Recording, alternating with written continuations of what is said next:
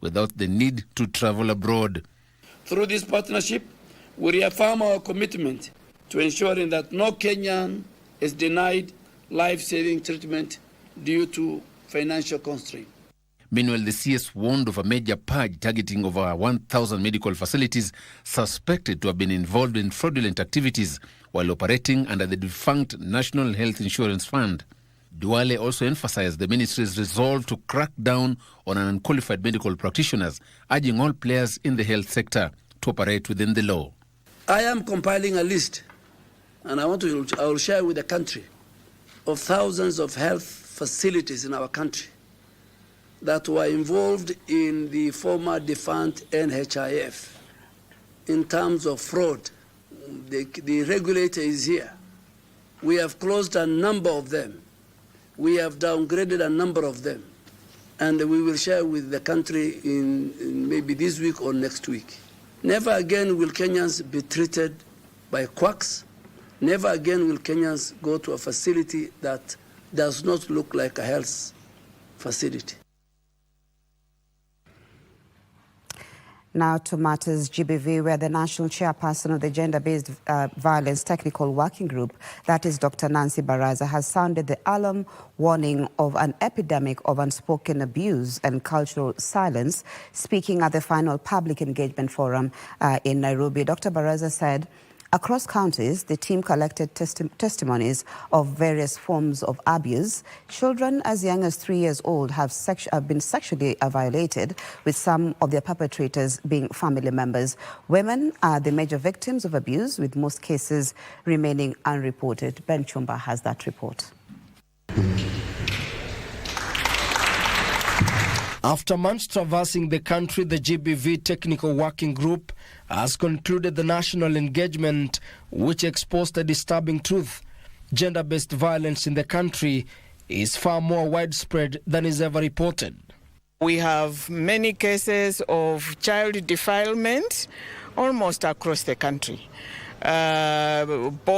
Sodomy of boys as young as 3 years, as young as 4 years, and this is happening in the so-called safe space of the home. We have had horrific cases from around the country, cases of incest happening to helpless children, to helpless women. From Kibra to Kisumu, Dr. Nancy Baraza and our team collected first-hand accounts of sexual violence, child defilement, and silent suffering of victims. We are not bothered. We don't even report. Even your neighbor, your immediate neighbor, undergoing domestic abuse, we don't take it as something that we can report. And of course, that kind of abuse is the one which now ends up in femicide. So we have very many questions to ask ourselves as Kenyans, as our social structure is falling apart. Do we have any role to play? The team collected testimonies buried beneath culture, fear of stigma, and institutional failure. When issues of gender-based violence or domestic violence is reported to the police, we have heard that they are not taken seriously. But that needs a complete change of our mindset. According to findings, up to 60% of femicide cases happen inside the victims' homes. The team's report also uncovered disturbing trends. Despite laws banning female genital mutilation, perpetrators have morphed, with trained medical doctors performing the illegal cut on young girls. It came out very strongly in Kisii, in Nyamira, in Migori. Now the medical doctors are the ones who are perpetrating the GBV against little children. As the public forums wrap up, the working group now retreats to compile what could be one of the most consequential reports on gender-based violence in the country's history, with recommendations set to be forwarded to the president. Thank you, Ben Chomba, for that report. Now, the government has been challenged to inject more funds to promote sexual reproductive health in the country. Stakeholders in the health sector say the lack of sufficient knowledge on reproductive health and menstrual hygiene, especially among young adolescent girls, has resulted in increased cases of school dropouts across the country. The clarion call was made during the commemoration of the International Day of Menstrual Hygiene. Kenya joined the rest of the world on Wednesday in commemorating International Day for Menstrual Hygiene, an annual reminder of the stigma and practical barriers around the biological process. In Nairobi's Kibra area, the menstrual hygiene campaign was hosted by the Polycom girls. Here, stakeholders in the health sector called for concerted efforts to end the stigmatization of menstruation and for policy changes. And we are trying to dismantle myths around periods so that girls can stay safe and are able to have their periods in an emotionally safe environment. And today it's a call to action for all the stakeholders, our partners and the government to continue focusing on the commitments that were made in Paris in 2021 To request the government to take full responsibilities of supplying enough pads to our schools, because you find that most of our girls or most of the schools depend on donors, because whatever they supply, you can find that in a year maybe they are supplying pads just once in a year, which is so hard to the girls. And in Kayole area, the annual commemoration was held at the Imela Medical Center. The highlight of the day was a raw and girl-led discussion where participants opened up about the hidden cost of menstrual stigma, from missed school days to emotional trauma. In our project, girls missing school because of lack of pads. We have seen girls not going to school because of the not understanding the pain of the menses and the process itself.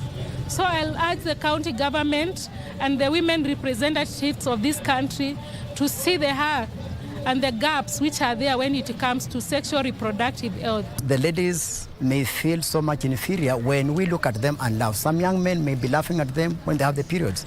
That's why I feel we should organize a way that we reach out to many men and even boys so that they can support this idea that the girls should not be laughed at, instead it should be supported.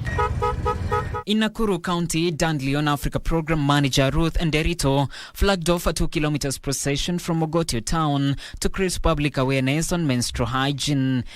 We want the women reps who are represented to represent women, who are elected to represent women. Wapeleka mswada kwa serikali na wa lobby iweze kwenda through such that girls are supplied with sanitary towels every month. We are telling our government and our health education partners in public health to make sure they're budgeting for menstrual hygiene products in our budget in schools, to make sure that no girl is missing school because of certain access to that basic need. And finally, in Nandi County, more than 400 girls from the Tigitio Secondary School in Nandi constituency benefited from free sanitary towels courtesy of the Fast Track Mentors Group as a way of commemorating the day. Tunaomba serikali sana kwamba as we celebrate this year's Menstrual Hygiene Day, please support the girls, especially those in school and especially the girls in day schools, day secondary schools, kuwapatia sanitary towels. Wanafunzi wanapopokea sodo hizi zitawasaidia kuwa shuleni wakati wote. At least kwa huu muhula wote tuko na hakika kwamba watakuwa shule na hawatakosa kukua karibu na sisi na masomo yao yatakuwa yameboreka.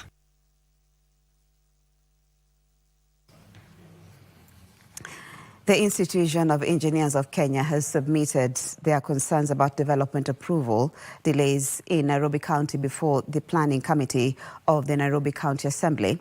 Appearing before the committee, the president of the institution, Engineer Shama Kiteme, said the delays have hindered its members from tracking the progress of their submissions, leading to uncertainty and frustration. Kiteme called on the county government to collaborate with engineers in resolving the bottlenecks that exist and pledged the institution's support in identifying and fixing gaps in the system.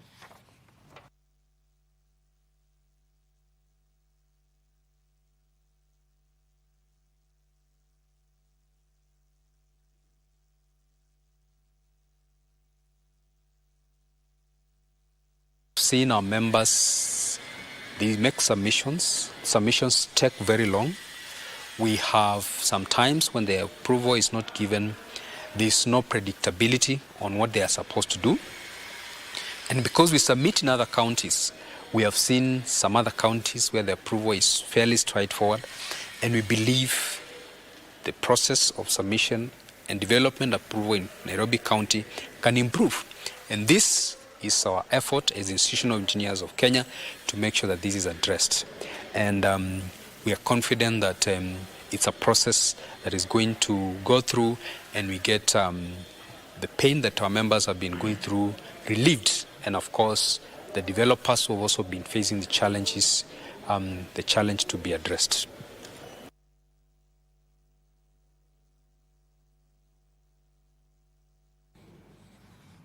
And hundreds of youth stand up at the Mama Ngina waterfront that is in Mombasa, hopeful to secure jobs abroad as part of government's labour export plan. Now, the job recruitment drive is being spearheaded by the Ministry of Labour and Social Protection.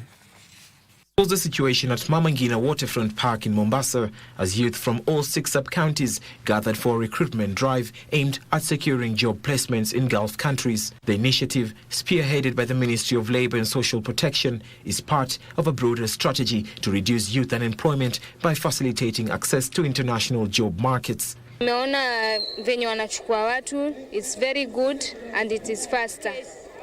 For me, sijapata kwa ajili sina passport. But the excitement soon turned into frustration as several participants protested the requirement for payment of agency fees, citing it was a cost they were not prepared for.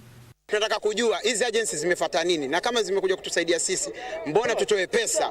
Mbona kuna watu wametoka nyumbani, kuna watu wametoka nyumbani wako tayari guarantee mguu wao uko mbele. Documents ambazo nataka ni nyingi, alafu waache ubaguzi. There is no way unatoka hapa na document unaenda the other side, ukifika na kwamba nini umechelewa, anza upe, ama nakwambia wewe kwanza imeisha, toka kwa line. Unaona vitu kama hivyo. So kama ni organization ikianza kama hivi, wakuwe tu wengi hawa watu ambao wanasajili watu. The incident sparked queries on the accessibility of the opportunities for jobless Kenyans who lack finances for screening procedures.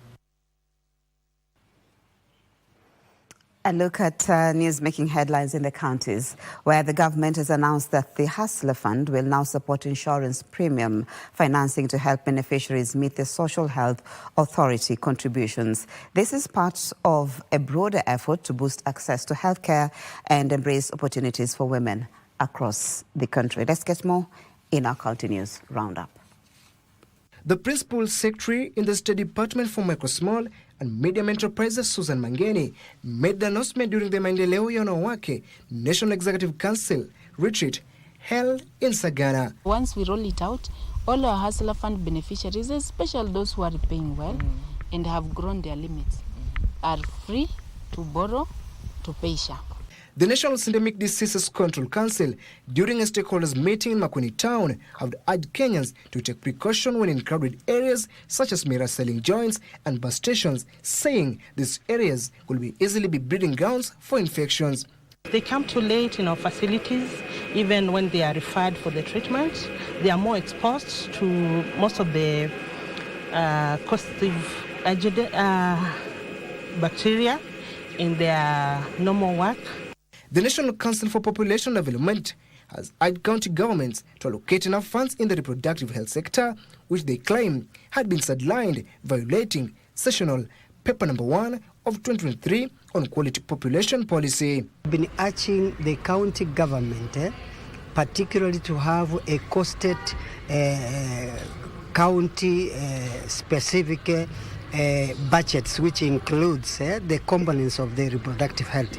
Elsewhere, the Danish government has donated 1 billion shillings to assist communities in northern Kenya and the coastal region in mitigating adverse effects of climate change. This money has been able to support our communities, our women, in terms of enhancing their access to water, better health, better education. Finally, 22 conservancies in Isiolo County have been receiving 36 million shillings annually for the past 3 years towards funding campbell projects in local communities. Miradi ambaye lazima kwa bahati nzuri tumepata hasa ina wafaidi pastoralists, wale ambaye mara mingi wako katika shida ya hasa siku hizi wako na shida zaidi kwa sababu ya mabadiliko ya hewa.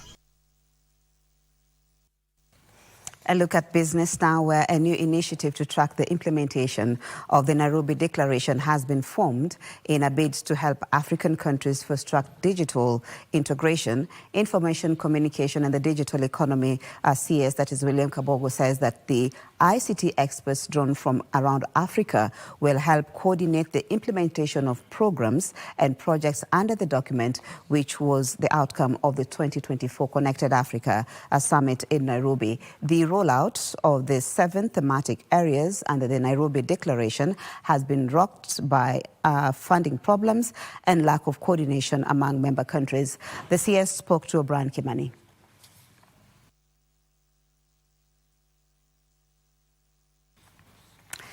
Let's move on. The Institution of Engineers of Kenya is sounding an alarm over substandard cement in the market, saying the quality of commodity has deteriorated despite some of the brands having Kenya Bureau of Standards mark of quality. IEK is now calling for regular and rigorous auditing of cement manufacturers to combat the proliferation of substandard cement in the country. In recent years, Kenya has experienced a construction boom fueled by rapid urbanization, infrastructure development, and increased investments in real estate. This demand has spurred the growth of the cement industry, with both local and foreign players entering the market. However, this expansion has also opened the door for the production and distribution of substandard cement. Engineers have flagged 25% reduction in strength of concrete, prepared from several brands, as well as widespread sale of underweight cement, especially in hardware stores and retail outlets. They are calling for regulatory bodies such as the Kenya Bureau of Standards to streamline the enforcement of quality standards. Relevant authorities have also been urged to impose heavy fines and possible criminal prosecution for repeat violation and non-compliant stores. The Institute of Engineers of Kenya says this will prohibit manufacturers from providing misleading product information and unfair trade practices, including underweight packaging.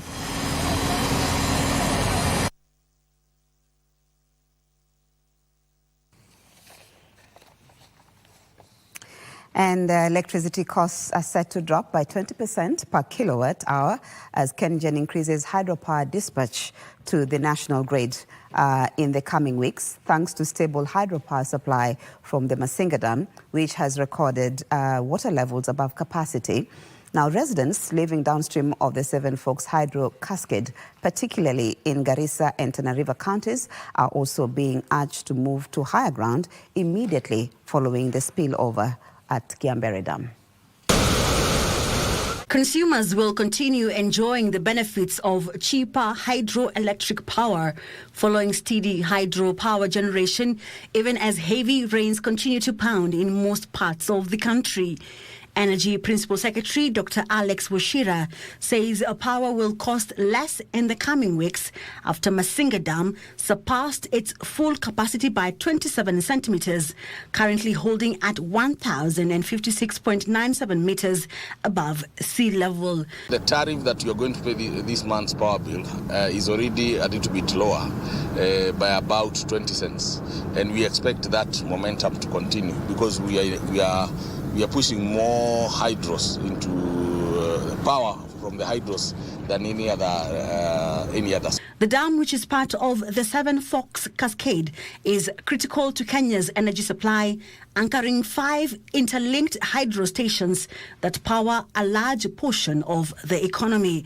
These dams, along with Tana Power Station upstream, which generates an additional 26 megawatts, play a critical role in supplying clean, renewable electricity to the nation. The Ministry of Energy is also sounding the alarm over potential flooding in low-lying areas as Kiambere Dam continues to spill, noting that KenGen real-time monitoring has flagged the likelihood of sustained spillover due to heavy rains.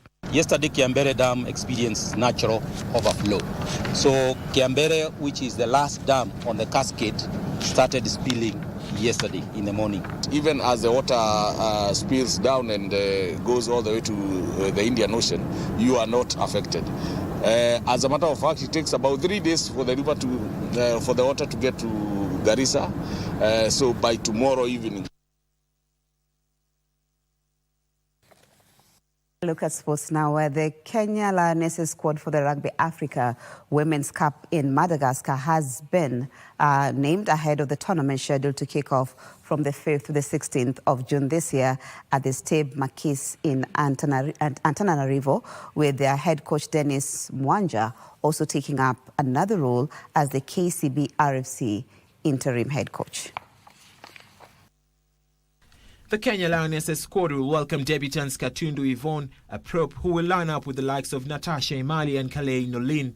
Doris Kimani is another new inclusion from Kenya Harlequin Queens, and she forms the back row with the new club women's coach Sheila Chajira, Naomi Amuguni and Nelly Shikombe. Northern Suburbs winger Yvette Okech has also been named in the squad alongside Fresia Awino, Diana Awino, fly half Grace Okulu and Anjeri. Fullback Sinaida Mokaya has not been left behind, and so are other stalwarts Christabel Lindo, Faith Livoi, Maureen Moritu and Stella Wafula.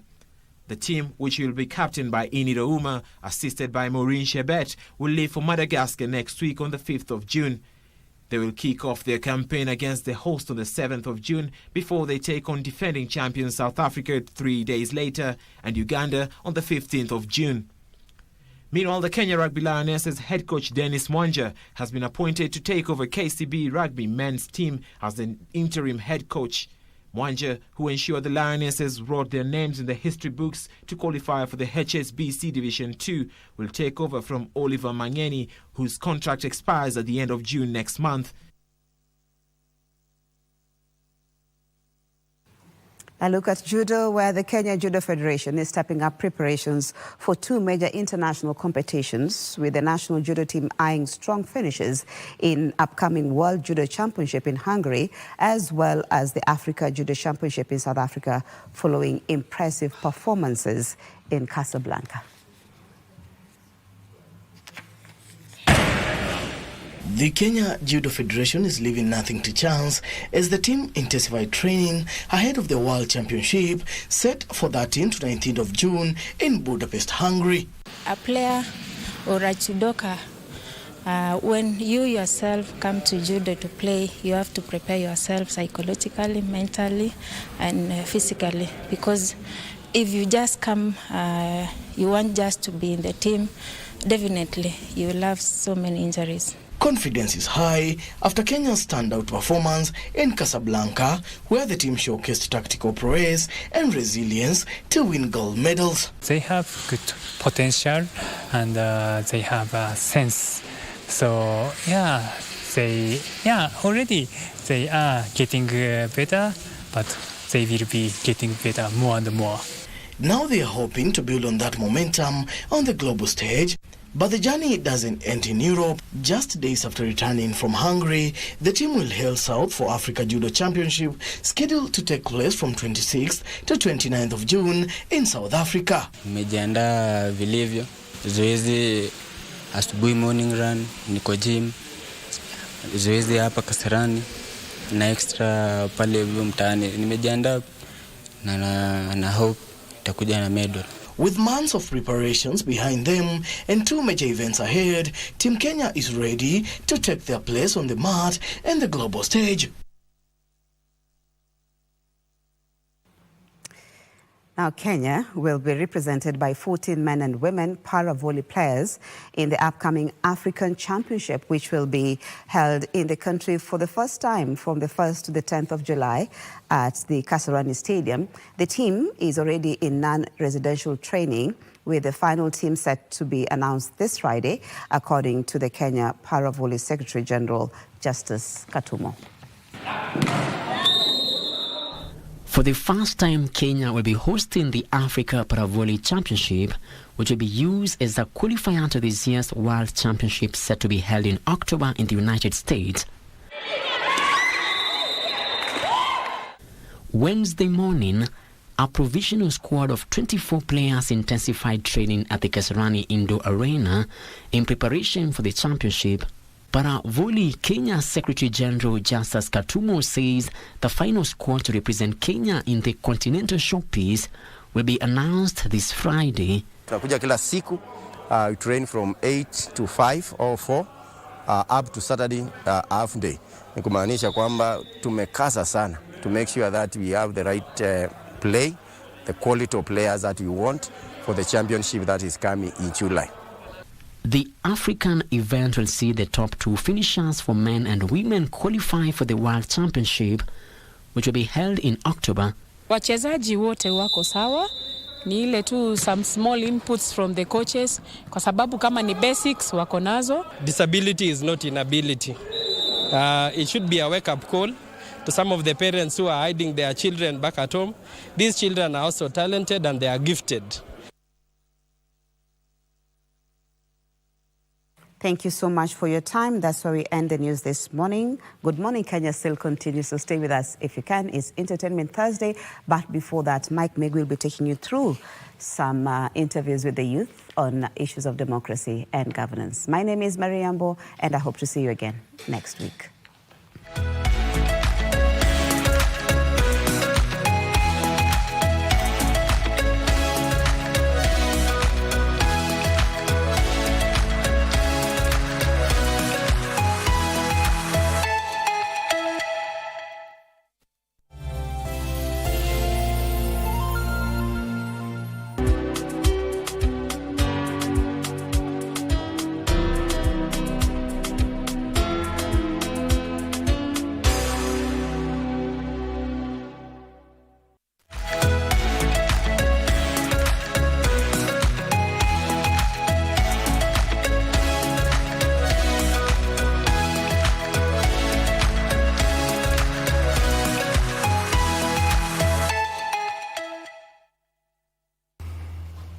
Indeed, you're watching Good Morning Kenya. This is Entertainment Thursday, and as we do it, the first conversation is always about the youth, what they say about matters to do with governance. And today we are looking at a very interesting topic, that is the youth vote factor. At what point or how are those people who are looking for seats going to woo the youth vote, or even the young people who are vying, who are planning to vie? How are they going to woo the youth vote? Will old tactics still carry the day? So that is what we are going to deliberate on. And on set, I'm joined by 2 brilliant gentlemen. On my far right is Davis bin Oluoch, who is in ODM Youth League. Karibu sana. Thank you so much. And also, Alo Denish is not new to Jerusalem. Karibu sana. Thank you. How are you doing? I'm doing well. Good morning. He's a youth leader. Let me start with you. Talking about the youth vote now. How do you see this panning out? What will anyone who wants to be voted by youth speak to? Good morning. Thank you so much, Migwi. Yes. I think first I'll start by bereaving our long-lost author. Mm-hmm. We've woken up, or some of us slept, with the news that Professor Ngugi wa Thiong'o is no more. Yeah. He was a voice of his generation, and even to our generation. He's spoken to us in his books and his poems, and we celebrate him, and may his soul rest well. Yeah. Coming back to the youth vote, I think 2027 is going to be a game changer. Yeah. Whether you are a young person in Nyanza, or in Central, or in Northeastern, or in the Coast region. Yes. Whether you are in the Orange Democratic Movement or in Jubilee. First of all, I think for the young people who are in political parties, for us to support the political parties, our voices must be heard. We must be given a seat at the table. So that if there are 15 people at the Central Management Committee of my political party, ODM, there must be a young person represented. If there are seats of members of parliament that are being given, a young person must be there. If anywhere, that is when we will support the Orange Democratic Movement Party. So that the party that will have many young people in the decision-making tables will get the support of very many young people. For the young people who are not in the political parties, or for individual politicians who will want young people to support them, we are not going to be fillers of stadiums, drawers of water, and hewers of wood. Yes. This time around, we must be given positions and a voice at the decision-making table so that we can support that candidate. And we must read your manifesto well so that we see what is in for the young people If there's nothing tangible for the young people in terms of resources, in terms of education, in terms of help loan, then we're not going to vote for you. Yes. Hello, what do you think from your perspective? Mtu yote anataka kura ya vijana. What should they be speaking to? Whether it's a young person who wants to vie or is just a seasoned politician who wants to win over the youth vote, what should they speak to? Thank you very much and good morning. Good morning. Let me just also first join my colleague in bereaving the fallen hero, Ngugi wa Thiong'o.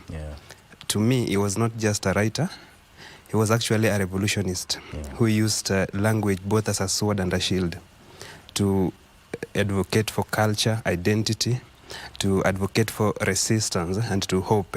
And I think his legacy will carry on among writers like me. Thanks. Now back to your question. The greatest question we have to look for first is, let us look at Kenya in terms of demographic weight.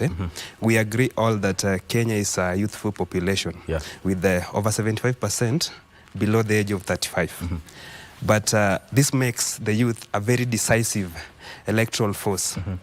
But despite this, there is really a low, the engagement of youth in politics is disproportionately low, which begs three questions whoever wants to vie must address to actually who the youth votes.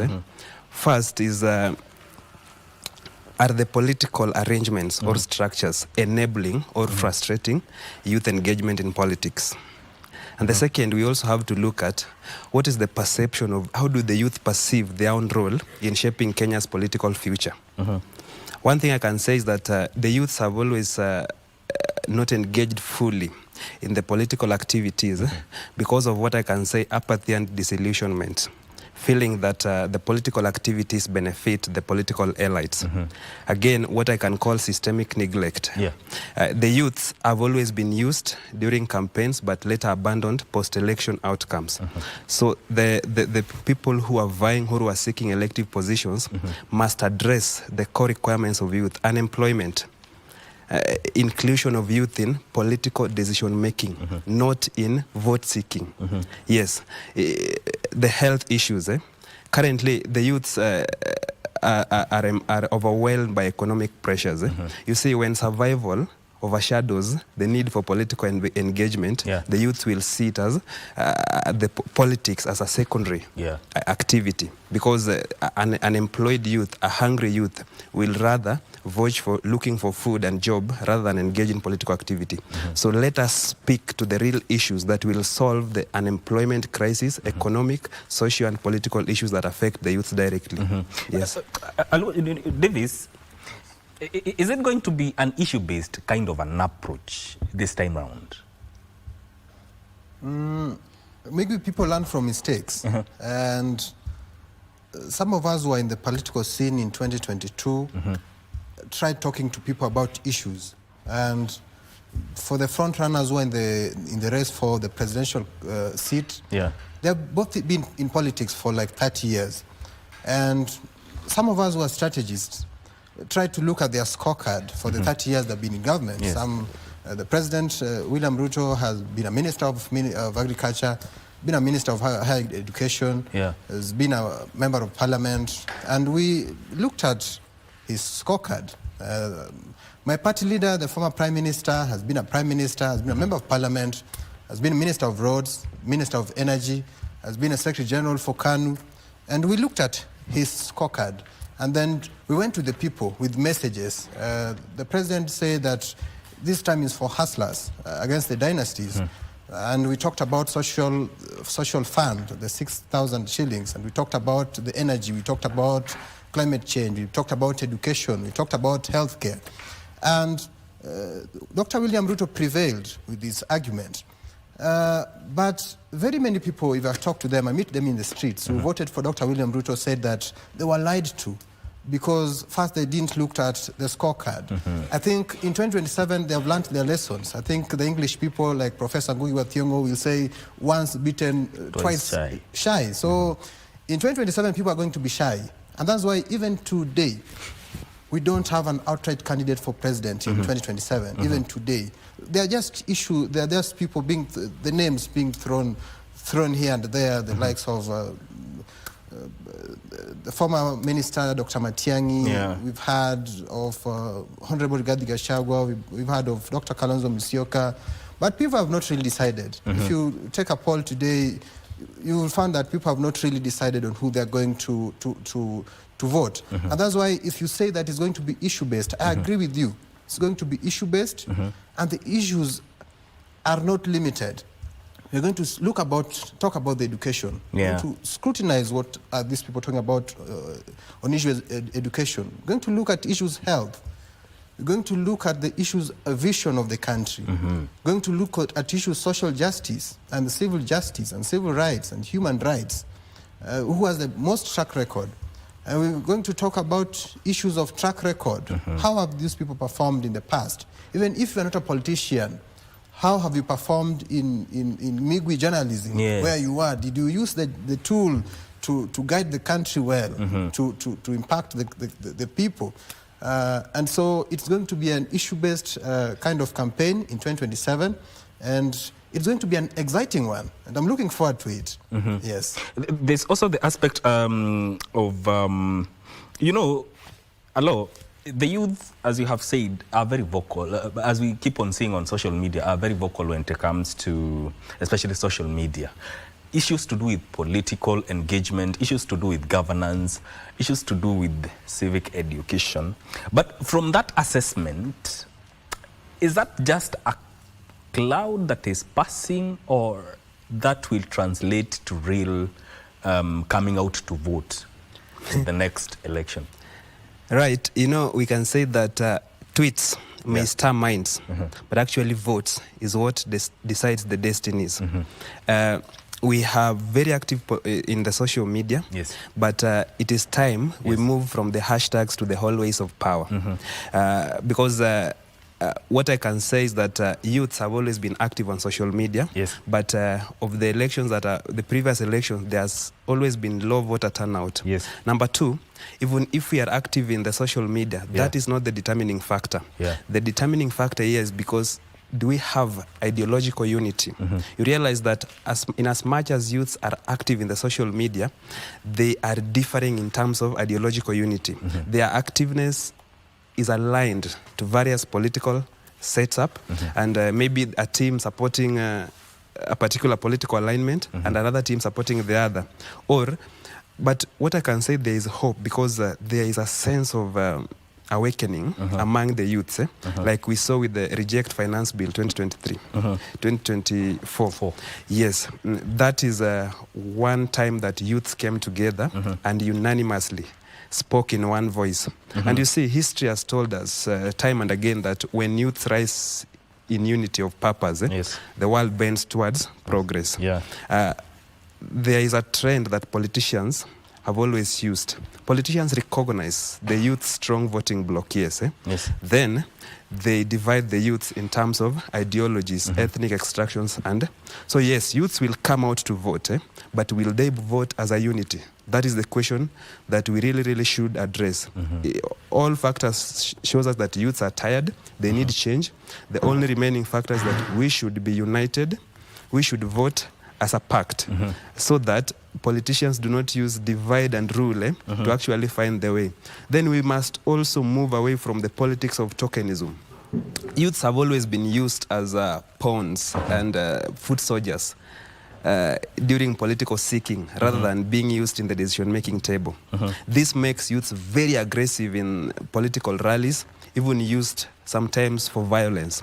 But they end up dividing their votes along ethnic extractions, political divides, and therefore, in the end, they only have their say but not their way. How I wish that this time round, the social media activism that we can see, the unity we can see in the social media can actually translate into an outcome that is desirable to the youth. Yes. Indeed. We are also joined by Dixon Alwach, who is in Safina Party Youth League, and he is also an author. Welcome to the program. Thank you so much. Yes. Sorry for being late. Jamia Nairobi kidogo. So we are talking about the youth vote factor. If, let me bring you into the conversation. And for purposes of fairness, from your perspective, how do you think the approach will be for those who will be vying for political seat, whether young or seasoned politician? What will they be speaking to if they want to win over the youth vote? No, it's not only about the youth vote. Issues affecting youth, I think, are the issues also affecting even the baby boomers. There are also the issues affecting the people in business. There are economic issues. So at this phase that we are not in the phase of political revolution or political liberation. What people need is economic revolution. And every policies that any person who want to vie, of course, who want to vie against the president, of which I'm in agreement that no one, even among us here, has the reason to vote in. No one has a reason to vote in Ruto again. So the policies that we need to hear, the policies that the opponents of even the people now in the government should bring to the table are economic policies. As we speak, Said, the country is very broke. I think you guys have heard of the capitation in secondary school. To be honest, there's no money. Not that the government has delayed money. There's no money. They have been broke. A lot of funds, a lot of debts have been, borrowed outside. But these debts are not even in the exchequer accounts. They are not the consolidated funds. So the country is in a point where we are in economic turmoil. So the policies that we need is the policies of economic deliberation, job employment, odious debt, getting rid of the odious debts that are huge in amount, you see, getting transparency, corruption, And what I want to tell the people, that even the so-called broad-based government that do tell us that they wrote an MOU that actually does not need to be written to be implemented. For example, in corruption, do we really need an MOU for the corruption to be gotten rid of? So these elites are a joke. They are legacy politicians. They are political patrons. They have been in the space for too long. And they're among the reasons. They know how they manipulate the people as per the tribal line, All right. Yeah, so I get your point, but let me say this. The views expressed in this setup do not represent KBC. They are entirely on they are entirely the expressions and opinions of our guest. Moving on, there's something that Aluochu said, Davis, about youth being given a seat at the table. Is it an aspect of being given, or how should youth approach it? Should you just be given a seat at the table just because you are youth? I want to answer it this way. Yes. And for the purposes of history, there are people who have organized to be on the table, the likes of Mandela and the Thabo Mbekis. They organized themselves and approached the old guards and told them that in this ANC, we want a youth league. And they were given a seat at the table. Of course, they used a lot of pressure.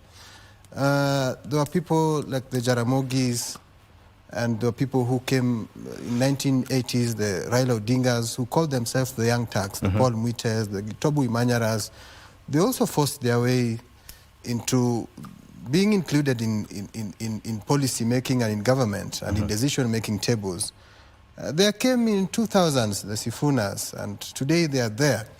And Migui, I want to say that it depends, but there should be deliberateness of mentorship in our political parties. And that's why in developed countries, if you talk to people in other political institutions outside Kenya, the Democratic Party of America and the DA in South Africa, they have political academies.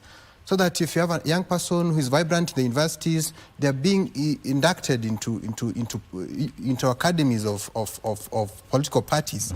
And that was the idea of youth leagues. So first there should be deliberateness by not so young people. Of course, we call them the old people. There should be deliberateness of mentorship, transition from university politics to party politics. Second thing, of course, the youth should rise up.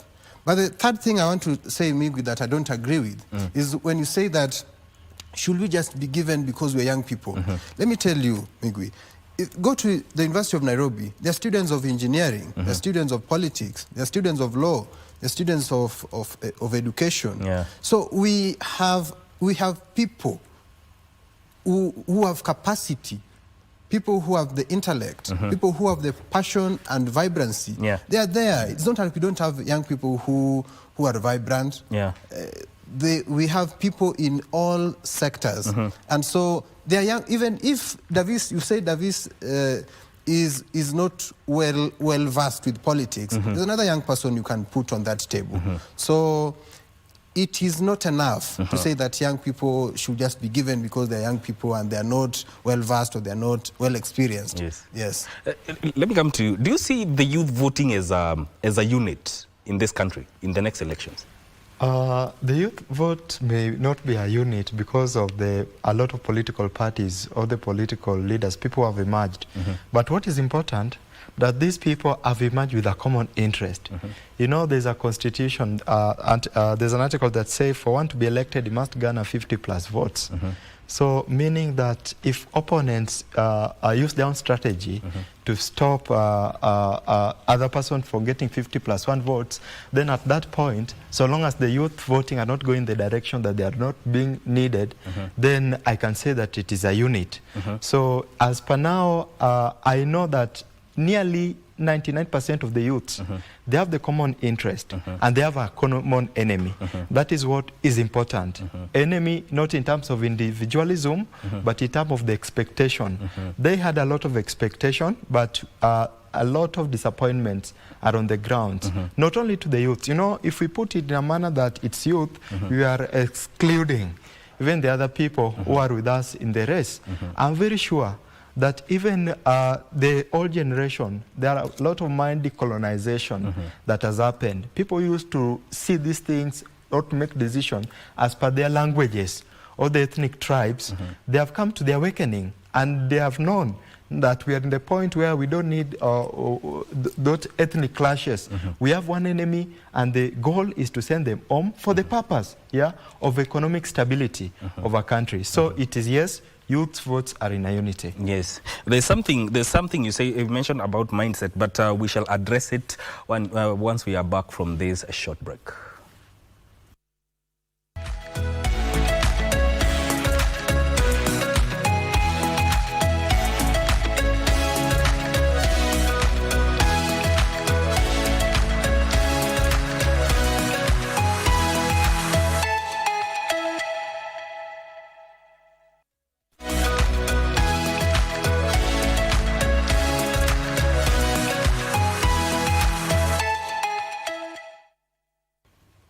All right, we are talking about the youth vote factor, and Alo, there's something you mentioned about politics of tokenism.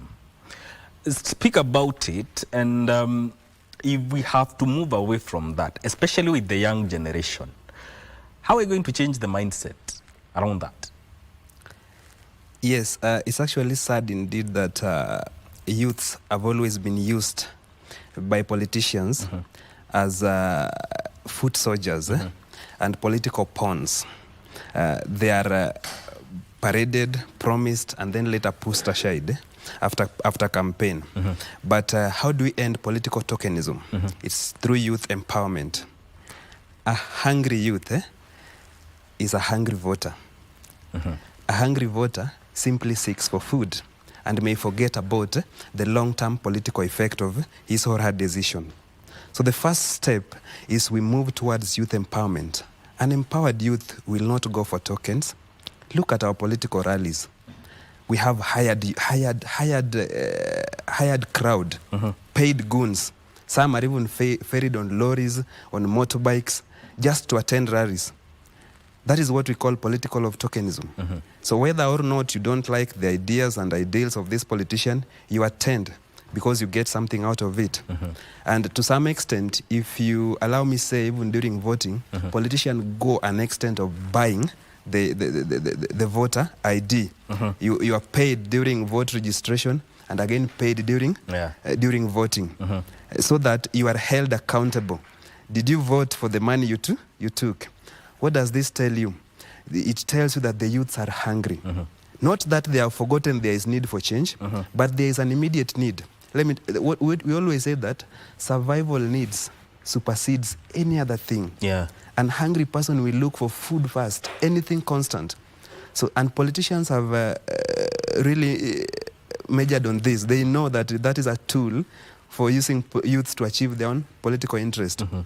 Back to even the question my colleague addressed on whether youth should be given a place in the decision-making table. It's even sarcastic and ridiculous to say the youth should be given a seat on the table. How is it that a numerically strong number have so limited political influence that they only need to be given a seat on the table?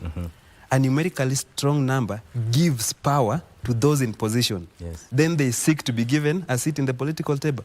Do you see how sarcastic that is? But then again, the question here is, can this numerical supremacy turn into a dividend? Yes, it can turn. We have seen signs in the recent past.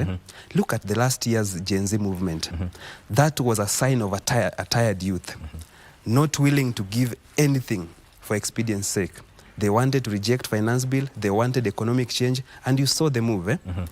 Had it gone any further, many things that we cannot unprecedented could have happened. That tells you that there is an awakening call among the youth to a rallying call for the youths to vote for change rather than vote based on tokenism, ethnic extractions, or any other factors that are very immediate but not long term. Yes. Davis, when we're talking off here, you said something about demonetizing politics. Is it part of changing the mindset? And is it possible, like 100%, we can demonetize politics in Kenya? We can think politicians are overrated and politics is overrated. Why am I saying that? You see, I've seen journalists, top journalists, going for political seats because they think that they will be respected, they'll have power because they are now politicians. Some are comedians who have great influence in the country going to politics. Some are writers, not to help the people to impact, but for them to feel that now they are so powerful. Demonetizing politics. Me, I'm a church person. I go to church, and I've seen church leaders. They don't get salaries, but they serve, and they serve so greatly, more than even politicians serve in the country. So first, I think we need to lower the salaries of politicians. And these things of big cars and big houses should be lowered so that true servants should start vying for positions. People who actually want to serve, not people who are getting into politics for power's sake. So in a way, the salaries is an incentivizing aspect for people to buy. So that it is a do or die.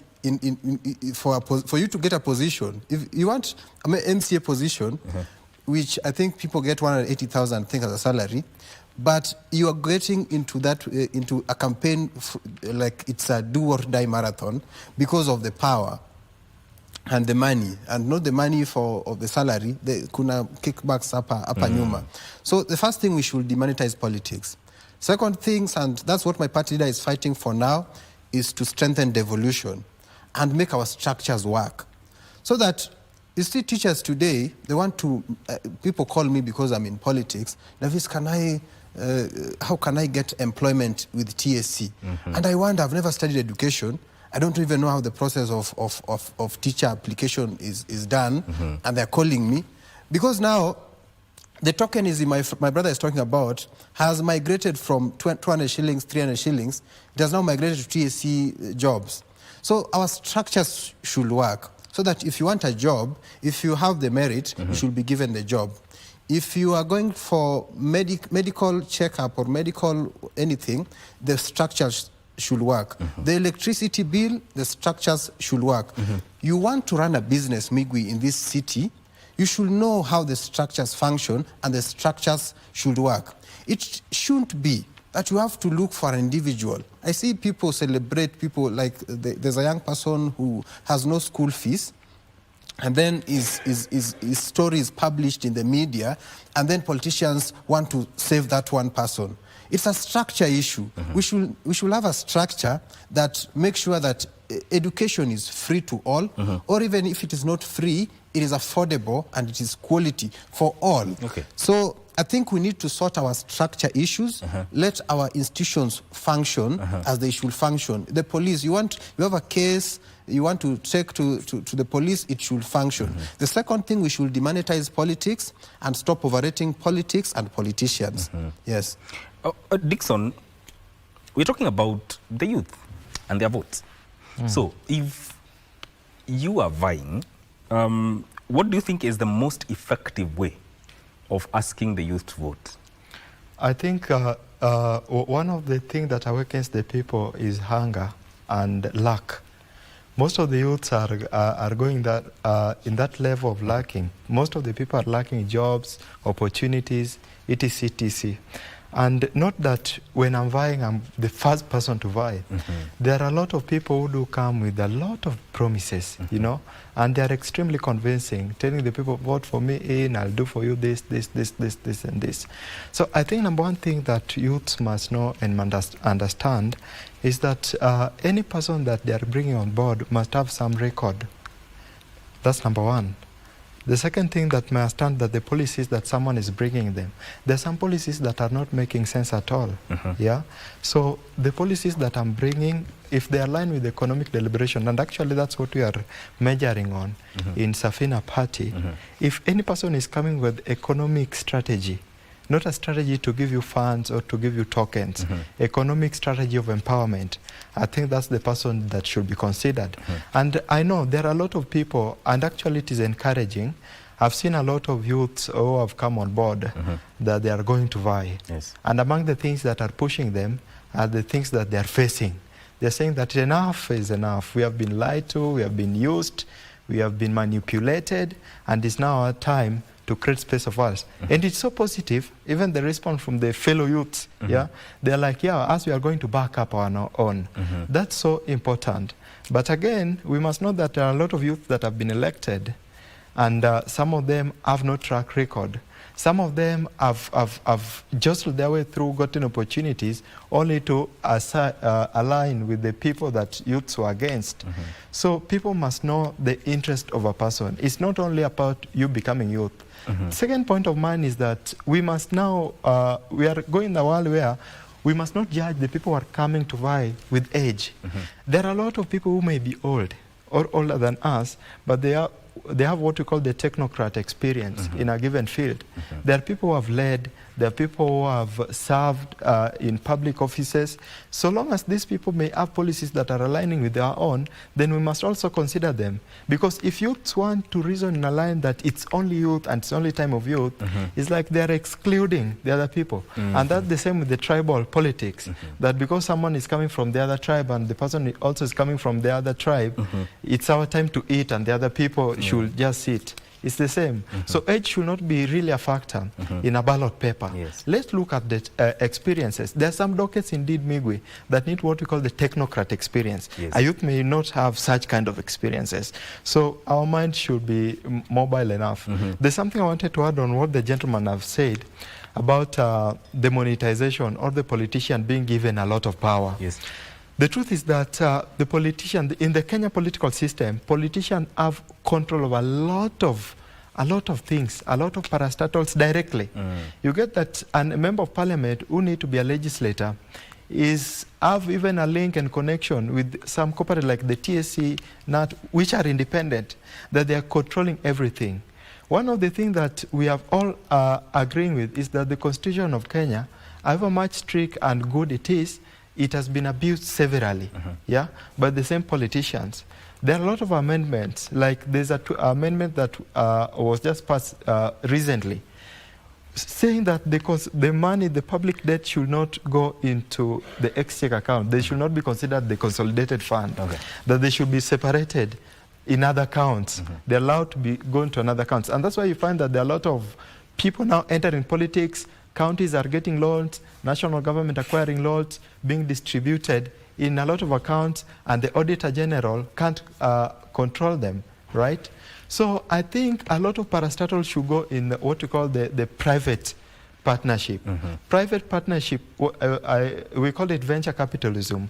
Private partnerships should have control of a lot of some of the parastatals, so that you get that an MP should not be talking about the teacher's employment. Okay. That should have a body, and it should be strict, not having a body as a theatrical farce. Right. It should be strictly, and there are a lot of amendments that need to be done. Okay. Only in that line, the power of politicians will be kind of reduced. Yes.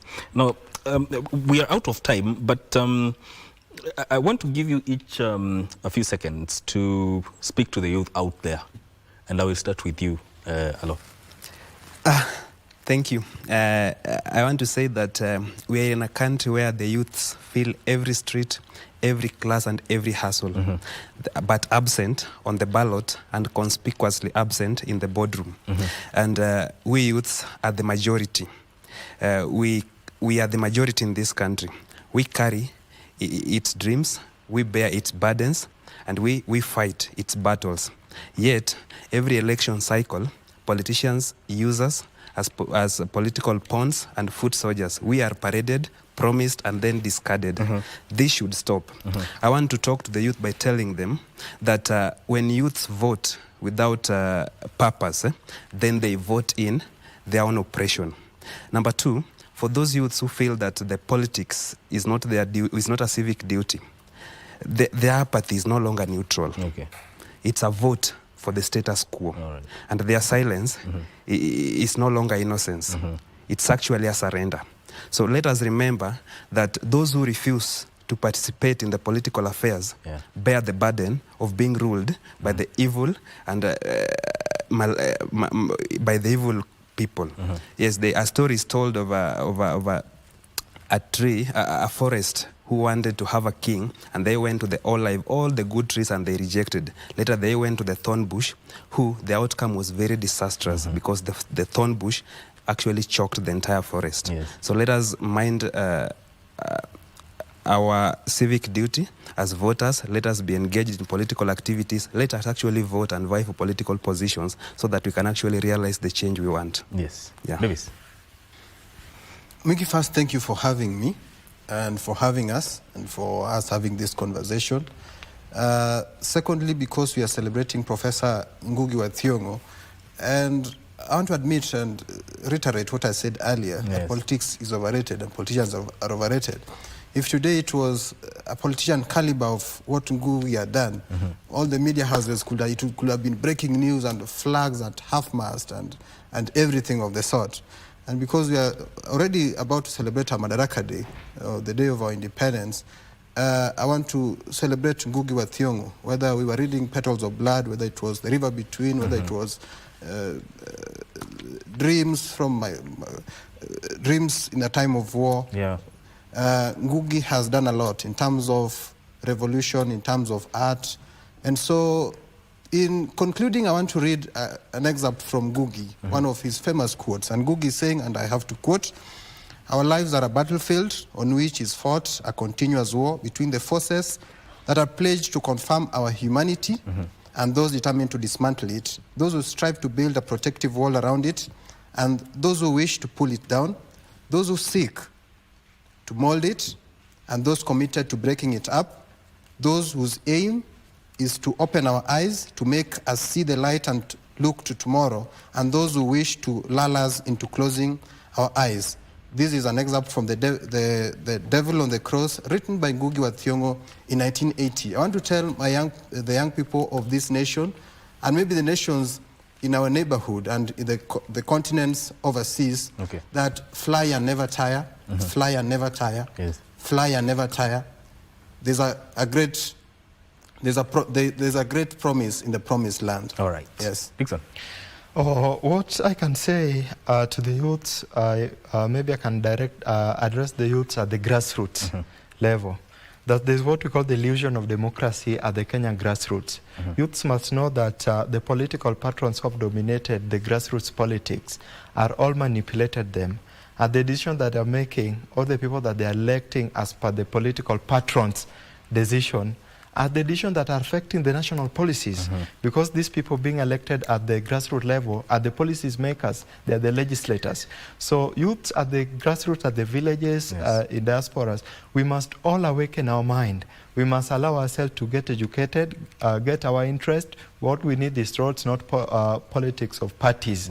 So we should know what we want as people and make a decision so consciously. Yes. Yeah. Thank you so much, gentlemen. Your time is appreciated. That is Dixon Aluoch, who is an author and also Safina Party Youth League, and also Davis Bin Oluoch, who is a member of the ODM Youth League, and also Alo Denish, who is a youth leader. We've been speaking about the youth vote factor. This conversation ends here, but Entertainment Thursday continues shortly with Vivian Ndegwa. My name is Mike Migwe. Thank you for tuning in. Stay with us.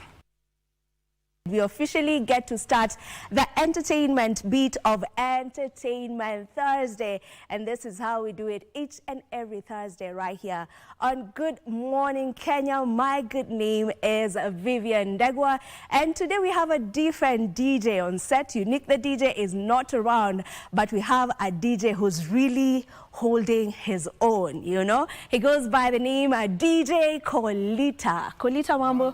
Uko fiti? Niko top to the world. No, umetuanzishia huku juu. Na sijaanza bado. Tuta maintain tu? Hakuna kushuka? Vile inafaa. It's a pleasure to have you on the show today. Umetuandalia nini? Acha niwapige surprise. Okay. All right, so we are ready to be surprised with the music that will be coming our way. But we cannot get to do all of this without paying tribute to a legend. We have to pay tribute to one legendary Ngugi wa Thiong'o. Ngugi wa Thiong'o is one of the biggest, arguably the biggest novelist to come out of East Africa, to come out of the 254 and to come out of Africa, if I do say so myself. He has gotten to change narratives, you know, with the way he did his storytelling, with how he got to write, you know, some of the plays that we got to see from him. He did a lot. Some of us actually read his book as a set book in school. Sijui Kolita kama ulifanya any of Ngugi wa Thiong'o's books, but mimi najua nilisoma The River Between. Mimi nilifanya The River and the Source. Okay. Mimi nilifanya The River Between, by the way, na nilipiga A moja straight. Literature ilipita vizuri, lakini sasa ukiniambia nikumbuke hiyo story vizuri, nyewe tulikuwa tunasoma tu cram saa zingine. Ili wangatupite exam mazuri shughuli. Yeah, because I remember there was Wayaki. Kulikuwa na Wayaki kwa the story, and Wayaki was like the leader who was trying to bring together these two villages. But that is all I do remember. But one thing I know for sure is that Ngugi wa Thiong'o has given us very many stories. You know, some of the books that he has written, if I may just read some of them, I have them right here. We have Weep Not Child, which was done in the year 1964. The River Between, which I'm talking about, was done in the year 1965. There was A Grain of Wheat, there was Petals of Blood, there was Devil on the Cross, there was Matigari, there was Decolonizing the Mind, there was Dreams in a Time of War, In the House of the Interpreter, Birth of a Dream Weaver, and these are just some of the books that he got to write, but clearly he has written so many books. There's one that was quite controversial, actually got him imprisoned. Kulikuwa na ile ilikuwa inaitwa Gahika Deda. That is French to say. It translates to I will marry when I want. And this is one play that actually got him arrested. He was arrested for a whole year. Kwa sababu the things he was talking about are things that the then government was not open to get to speak about it, you know. But he was that kind of person. He used to challenge narratives and get to speak about things that maybe no one else would get to speak about it, but they were the truth of the matter, you know.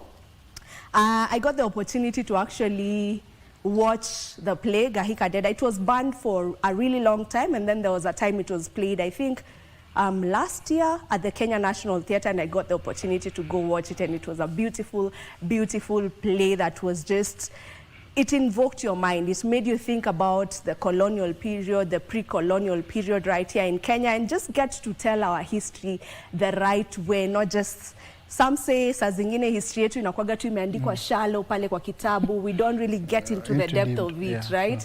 So this is some of the things that Ngugi wa Thiong'o was doing, and unfortunately we lost him, and 87 years of being alive, I'm sure it's a blessing.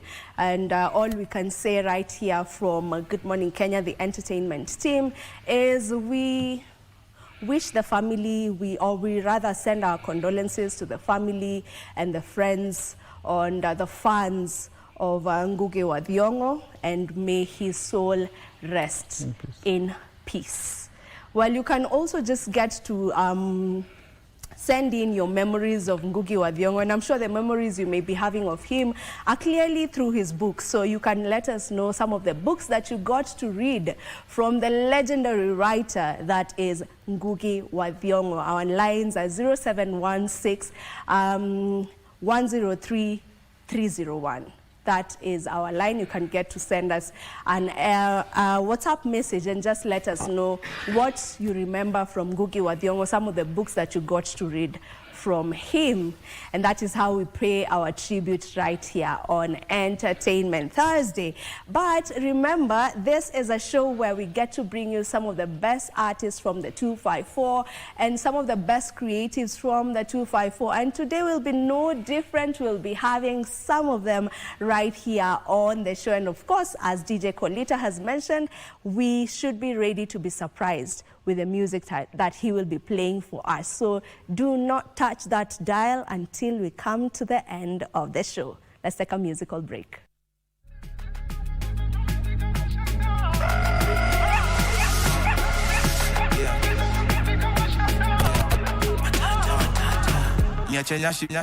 Kwani mini nugu sikose nguvu baby girl mi ukula njugu bad to the bone lazima nikunywe supu shake that thing hadi piga marufuku kaende kifo cha mende unaninyonga kama maembe na tembe game bubu vitu zetu usiseme wacha wabaki wakidhani kuna venye peleka juu peleka chini usiogope kuu rarua mini ikishika sana toa ulimi zako zikipanda cheza na mimi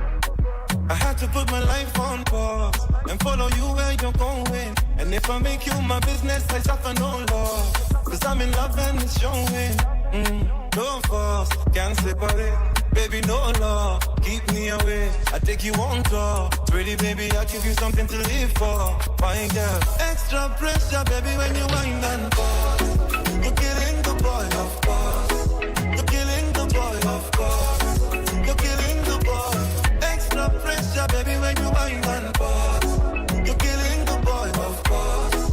You're killing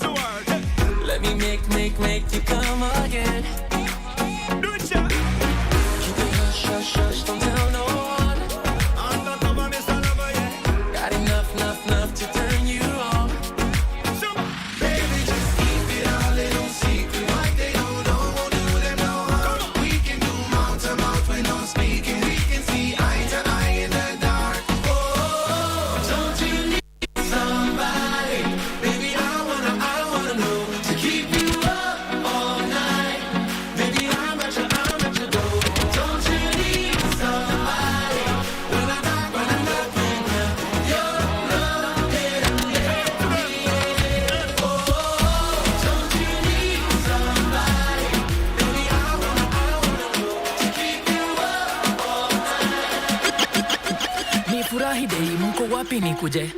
Mko sherehe, wapi nikuje? Kuna mayeng.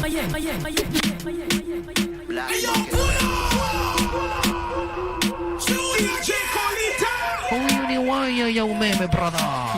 Ni furahi day, mko wapi nikuje? Mko sherehe, wapi nikuje? Kuna mayengs, wapi nikuje? Leo ni weekend, tuna party kukuche. Tumaloke.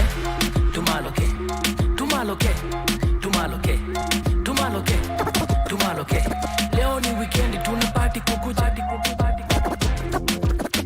Kwa mapenzi nimeoga mama, ona mwili wangu unavowaka baby. Kwa mapenzi umeniweza, ona mwili wangu unavotetemeka baby. Usiulize kwa nini nazubaa kwa mapenzi. Mapenzi imepandisha sipinja mitamami, pandisha wengine baby misioni, umenishika mateka adogo laila. Wengine misina maoni, meni moyo ushapenda adogo laila. Sheri kwa penzi lako natokwa wazimu, kila unaponipa mama nakuna kabubu because of you. Mama keki wamtamu kama keki unavoseti keki tamtam kama keki Mama keki kwangu baby na kumedi napenda vile unaseti wewe mtamu kama keki siku joto tu tasitaki blanketi keki nipe kwa fujo tu napenda unavoseti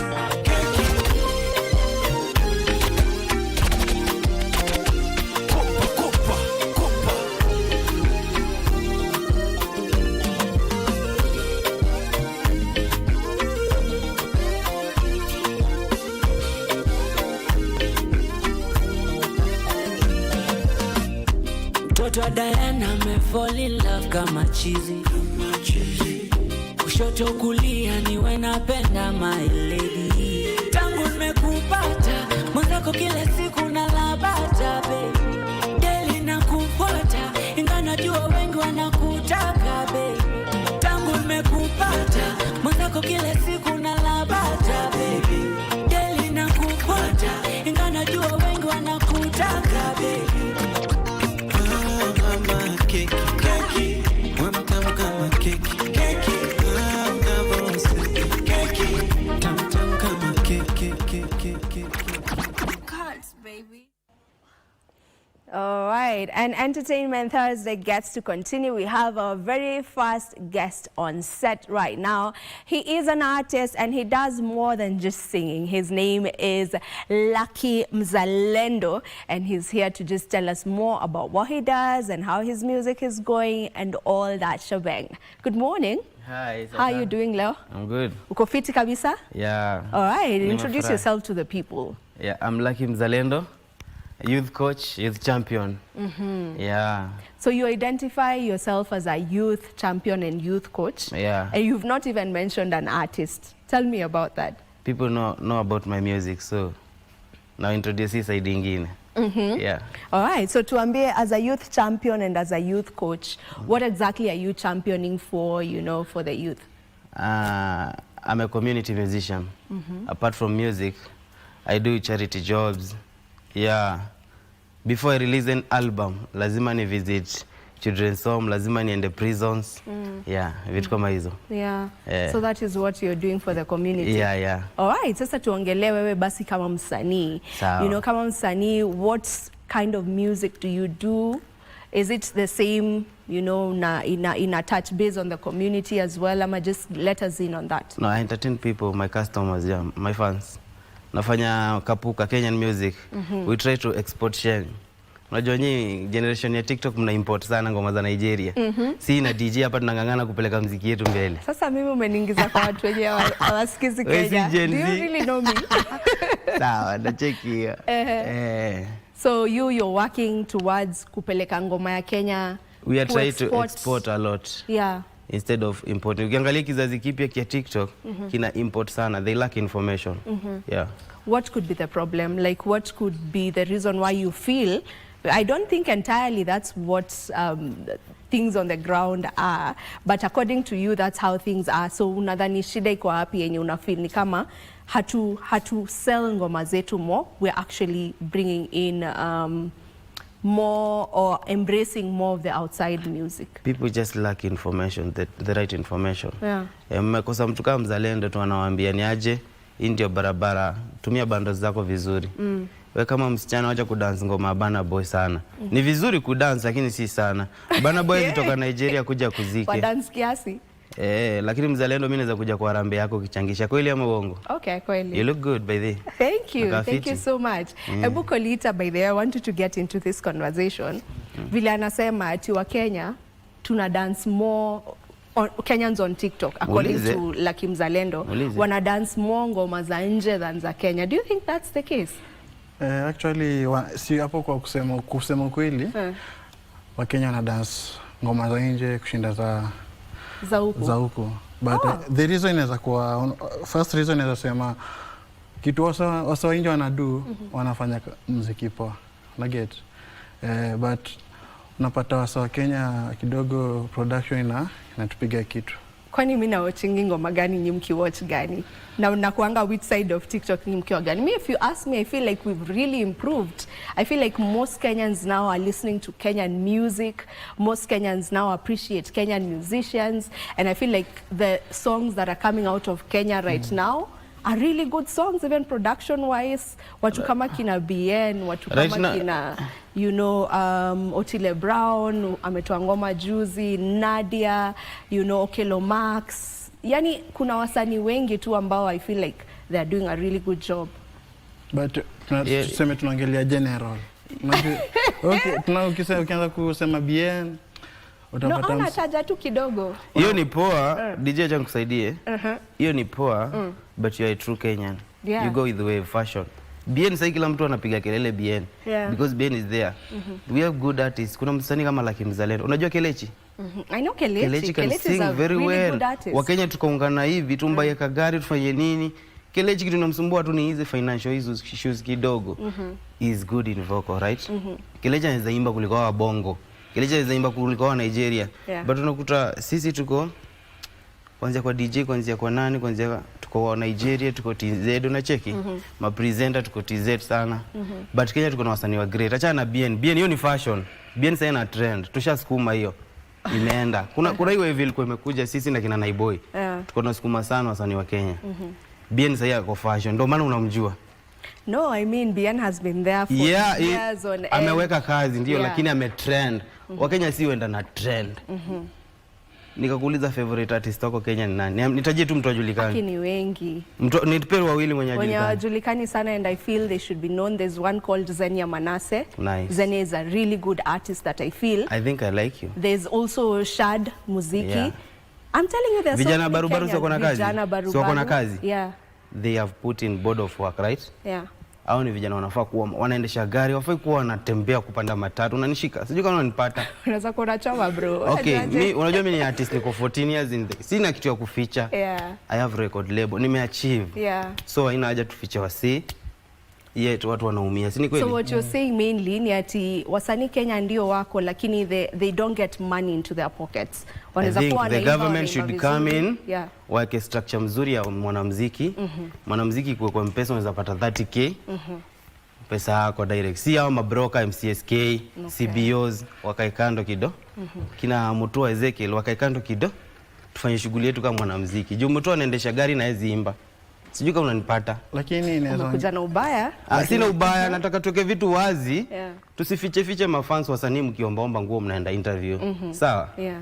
Tuambie wasee vitu yani. But I get your point. I get your point. Sika unanipata. They need to get money into their pockets. Sika unanipata. Yeah, I get you. Ikuwe channel yako ya YouTube inaweza kulipa kama mwanamuziki kama Lucky Mzalendo. Yeah. Because I need to do this for the next generation. Haina haja wasanii wetu endelee kuzika wasanii depression, footballers, tuongee tu vitu mimi kama youth president. Tubonge tu DJ ama aje? Turekebishe vitu DJ bonga. Vini anasema hivi. Msanii anaweza enda studio, anaweza fanya ngoma noma. Unapata? Afanye video noma. But when it comes to story marketing, Ataki ku come through, una get. Hata apart from seme maybe kutafuta promoter msaidie kusukuma ngoma. Hata tu ngoma seme unajua mimi ni star, mimi acha nikae kwa nyumba. That's unapata mse kama unaona kama mse kama Will Paul. That's my boss, but acha tuangalie for now. Unapata mtu kama Will Paul, hata ukiangalia anatoanga ngoma kama ashaanza kufanya market, anaisukuma sana. Sasa msanii mwenye anakaa anafaa achukulie advice kutoka hapo, aone kitu bosi anadu. Unaona Will Paul ni mkubwa, but unaona yeye bado anajituma. You know what I'm saying. Okay, I get your point on that. I think there's an Octopizo had talked about that, akisema wasanii pia waweze kujituma. You know, aside from you unajua ni mkali, but skuma tu ngoma yako hata kama wewe ni mnoma. You know, there's that too. But I love what you're saying, that we need to have our artists have money, you know, inside their pockets. It needs to relate, you know, as much as we enjoy their music and love their music, inafai relate pia, iko ina get back to them as, you know, something that they can be proud of. I get you. I'm here as a youth coach to talk the truth. Siko hapa ni kuja kusema ati nimevaa chini ya sijui nimeomba no. Niko hapa tu nipatie Kenyans the right information. Endo dance ngoma za Lucky Mzalendo. Support you DJ, support Kalechi, vijana barubaru, because ukieka harambe yako pa ukichangisha school fees. Kalechi we can come through. Bana boy atakam. Atwende tu pole pole. Bana boy atakam. Itakuwa ngumu. Rema atakuja. Itakuwa ngumu. Mimi Lucky Mzalendo za kutoa 100k niweke kwa harambe yako. So it's time sisi kwa sisi, Kenyans for Kenyans. Sijui kama unanipata. Nataka tutembee pamoja. Juu nimekupenda, nimeona uko informed, unajua? It's my job to be wewe na mimi. Okay, sijui kama unajua Watanzania vile wanajipenda. King Kaka tulikuwa tunaongea naye tukiwa Kitengela juzi. Akaniambia DJ ukipiga ngoma 3 zinafuatana za nje, Wasafi wanausikiaga Watanzania wanataka kupiga chupa.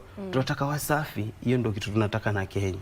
Iko unaweza sema manzi ukiwa Dubai, tunaweza bonga nawe sheng. Tuchezee vijana barubaru DJ. Unanipata? Sika unanipata, tuko pamoja. Hivyo. The right information. All right. So that's the way to go. Like that's the way forward. Tujipende kwanza, tuvute kwetu. Tuvute kwetu. But we've come a long way. I think that's the bit where I want you to also agree with me, where we've you know, you can't compare to when the likes of when we were, which year, around 2018, 2019. A quick one again. 2020 wikianza. Bien sasa yako fashion. Ndo msanii tumepeleka pale mbele hiyo Play Kenyan Music. Bien YouTube akona subscribers wangapi? Haijafika mita.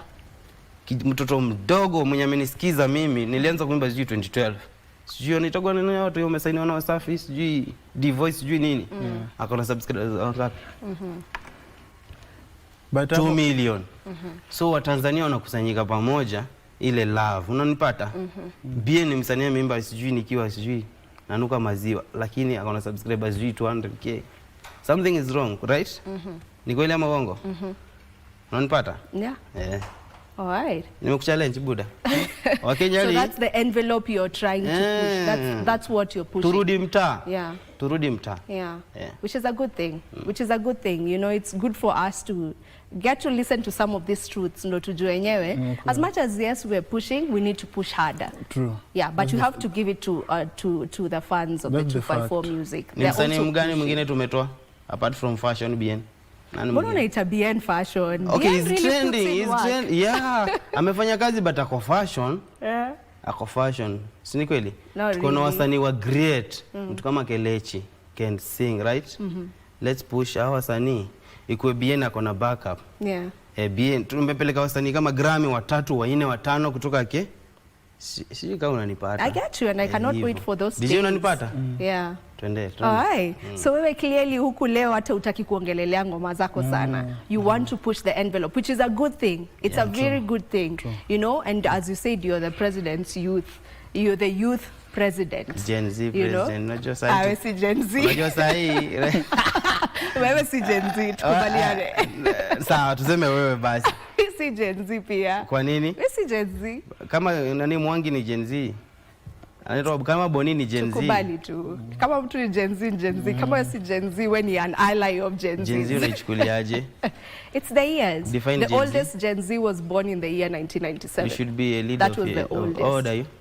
No. Okay, wewe unafaa kuwa leader wa Gen Z wewe. Okay. Jua majenzi hizi sema mtoko 20 years ataongoza jamii. You are around 20 something, so wewe ndo unafaa kuwa leader wao. Okay. Unanipata? Okay. I'll give you a lot of information today. Okay. Yeah. Tuendelee.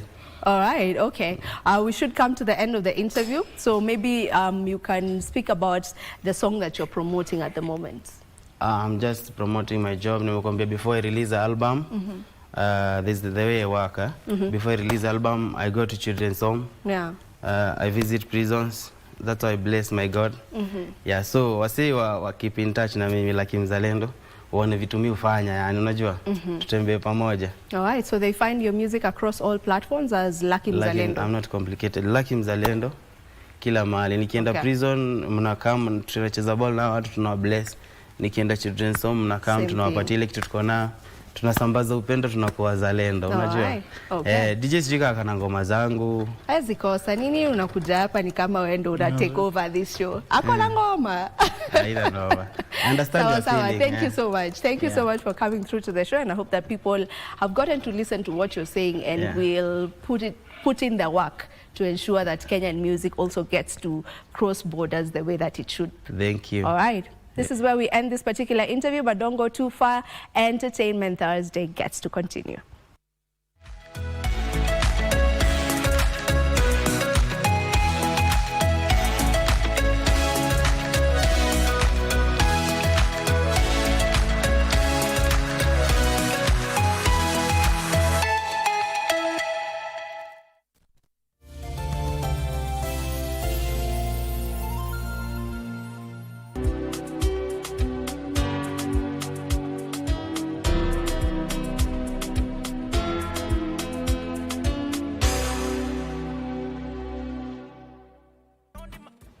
All right, and we get to continue. And as you have seen, you know, from the songs that have been playing, if you're really conversant to the Kenyan music scene, you definitely know that we've been listening to Kaka Empire artists back to back, from Akina Femi One, King Kaka, there's Akina Jadi, and so on. And Kaka Empire has gotten to give us some of the best music from the 254, from music that is a club bangers to music that we can say is timeless music. They have done all of that, and they keep doing that. And right about now, allow me to introduce one of the co-founders of Kaka Empire and the managing director, that is the one and only Dennis Njenga.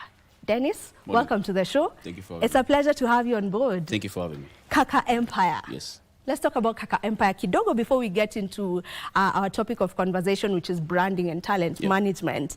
You know, just from the time Kaka Empire began to now, how would you describe that journey for you? You know, because it's business for you as well. Yep. So just describe how that journey has been. Okay. First of all, thank you for having me. You're It's been a long time since I was on TV. So I hope I don't get nervous. So Kaka Empire was a dream. Yeah. We were in high school with King Kaka. We were actually desk mates. By then, we were trying to do music. And the dream came out from the desire of having a structured way of doing music. Not only just creating the actual music, but also doing a business out of the music. And that's how Kaka Empire was born. So it was born about 16 years ago. 16 years Yes, ago. yes. That's a long time ago, Yes. you know, and being constant in the music scene to date. And now I'm seeing you guys diversifying. You're not just doing music, you've gotten into the film industry as well. It's a good thing. You're doing a good thing for the industry. I would love for you to weigh in a bit on the conversation I was having before you came on board with the artist Lucky Mzalendo, who was talking about Kenyans not supporting their own. He feels like we just go with the trend, and whichever artist is at the top at that moment, that's the artist we push, and we don't really care for our music. Would you say that's the case? Shout out to Lucky, but Lucky is a good friend of mine. We've come from far. I think he has a point. But what I can say also, just to contribute to what he's mentioned, is I think as Kenyans, you're spoiled for choice. So we don't really choose what we want to hear. We go with what's trending, as he said. If you look at the number of international artists who come to perform here compared to the number of Kenyan artists to perform outside, you can't even compare the numbers. It's very few. I'll give an example of our neighboring country, Tanzania. A lot of the artists come to Kenya to perform, but very few of our artists go there.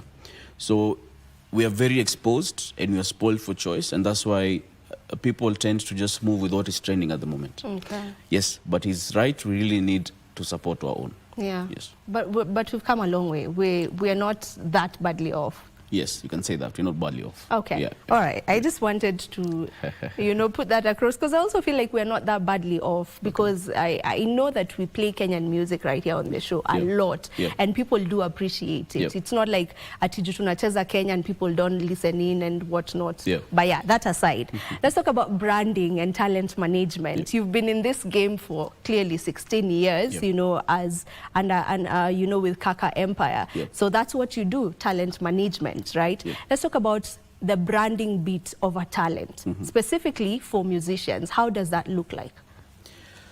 So the different aspects in branding when it comes to a creative, because when it comes to basically branding, let's not really specify on the actual artist, but any brand. It could be you as a TV host, it could be an artist who does drawings and all that. So the core thing that I fight for, the core thing that I normally look at when it comes to branding is how can we convert you as that artist or that creative into a business? And that's branding for me. So if it can make business sense, if you can actually earn an income from your art and your talent or what you can do, then that's branding for me. Yeah. But how exactly can one, get to become a brand? I think that that's the most important question that most people, ask. Yes, I know I need to become a brand for me to sell out there or to make business sense, as you're saying. But how exactly, what questions should I ask myself? How should I appear as me in order for me to, stand tall as a brand? She's a brand. Okay. That's a good question. There are different aspects to you being a successful brand. One is the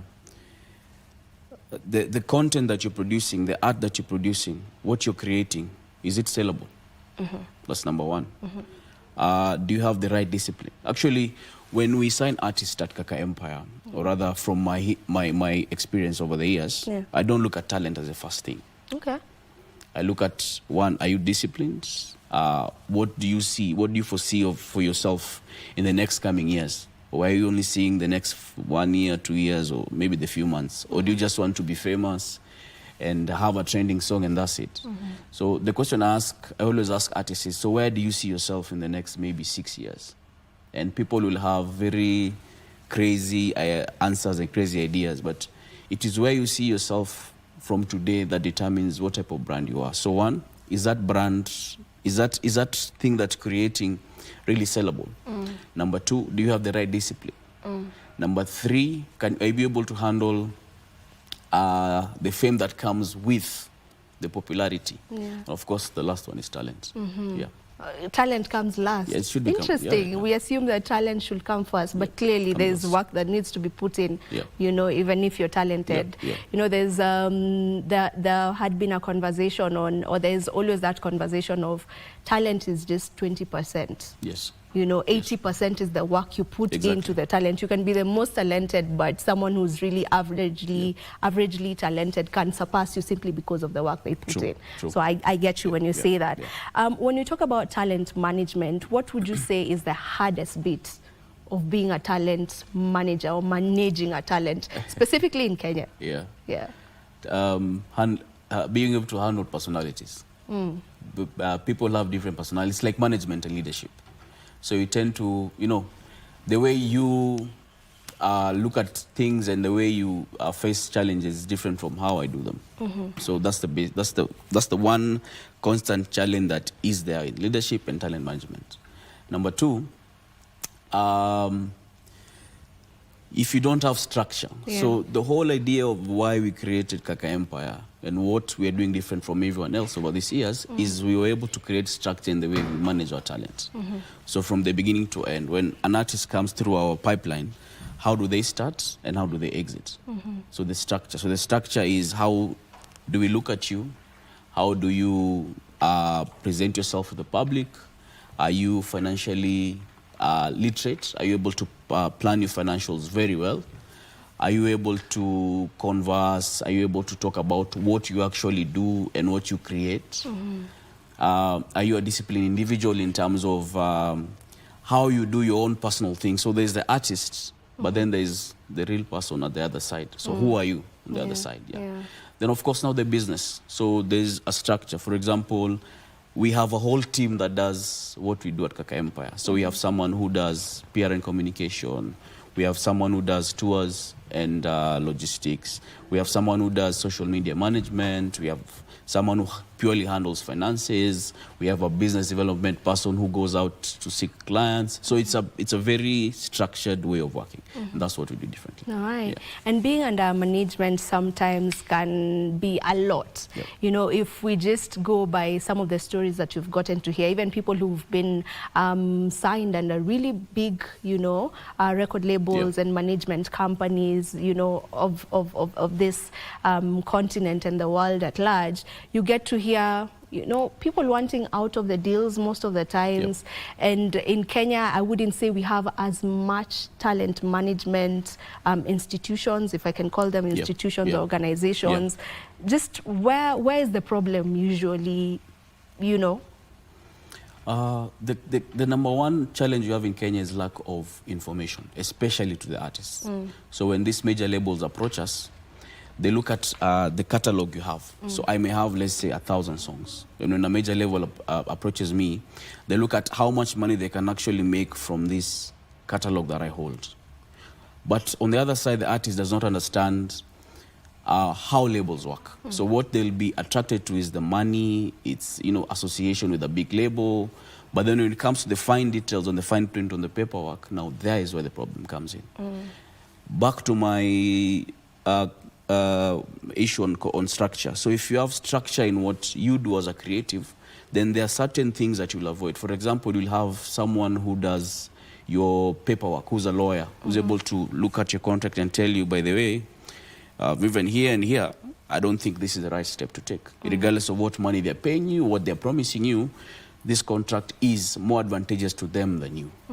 So one, and the major issue we have with creatives right now, and that's why you see people going in and out of labels, is education. They don't have information compared to the markets maybe in Nigeria. I can say Nigeria and South Africa are the most advanced in terms of label artist collaborations. But Tanzania, Kenya, Uganda, we don't have that because we lack that communication.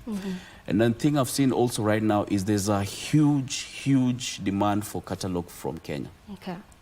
A lot of labels are trying to, you know, get their hands into our catalog because they've seen there's potential in what we do. And what they tell you is Kenya is the next big thing. It is. Yeah, it is. Yeah. So for artists, I think you need to get informed. You need to get into what these labels do, get to find out. And before you put your signature in any document, ensure you've done your research and your homework properly. Your due diligence properly, and have a lawyer to take you through it, because you can't just go through it alone. There are some clauses you may miss that may funga you, you know, into that deal that may not be as good as you may be thinking. Let's get back to branding. I feel like now there's a thin line between being a brand and being an influencer. Where do we draw that line? Because nowadays I feel like it's a really thin line with how social media is going.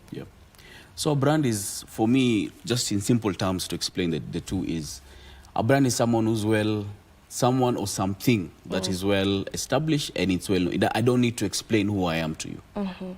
So for example, KBC is a brand. I don't need to come and tell you, KBC is a station that does this, no.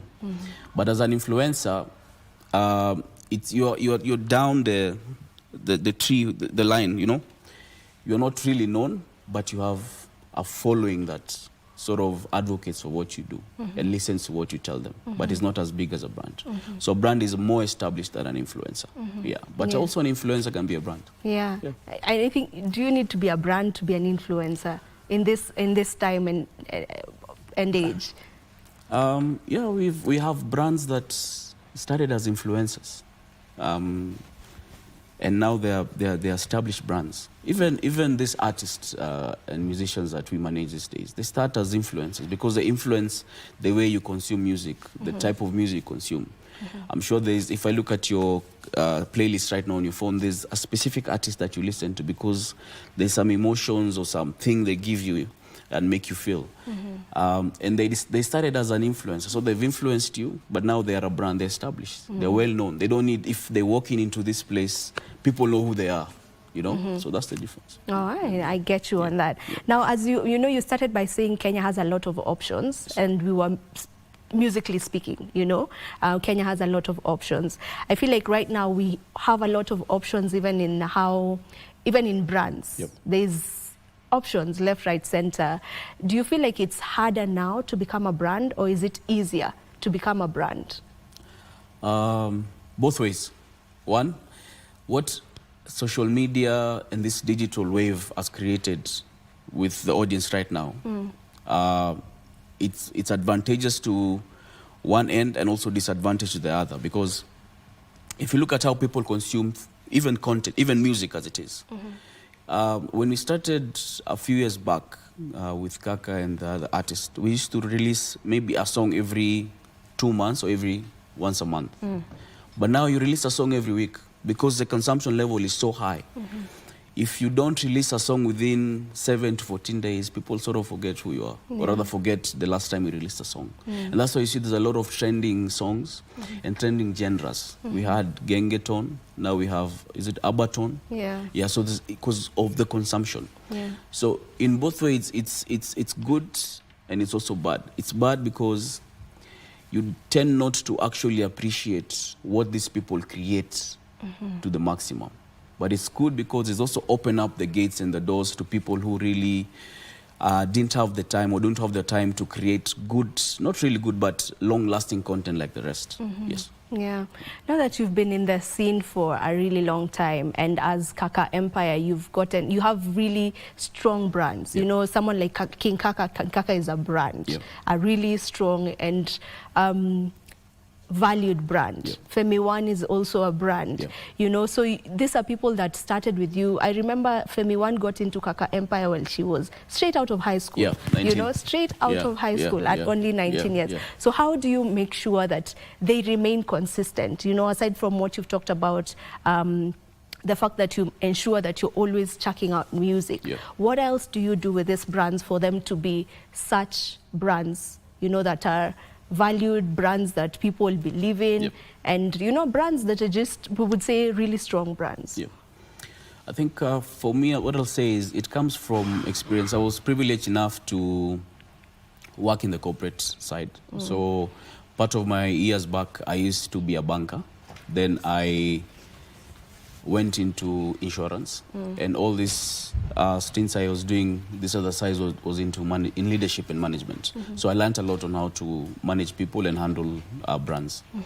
How we do it on our end is it's just more than you as an artist. So we get to know who you are as a person. Actually, our mantra, the label is, we are more than just a label, we are family. So we get involved in what you do outside what you're doing or your creative side. So I think that has really helped us in building foundations with this brand to make sure that the sustainability of what they create lasts longer, you know? And also what I can say is we've built a very good team around the artists. So in case of anything, we always know that there's always a team that backs up these people, all in all. With the people we have, we worked with them for the 10, 12 years. So you can imagine, we are actually family. That's actually what has worked for us. All right, as we finish, maybe a young or an artist who's still establishing themselves, maybe watching right now, and they would love to know from your thoughts or from your point of view, what makes a good song? I don't know, what's your definition of a good song? Tell us. A good song is a song that really is able to capture anyone and everyone. It's a song that I can listen to, and it's a song that my 3-year-old nephew can also get to you know, Yeah. you know, feel it as well.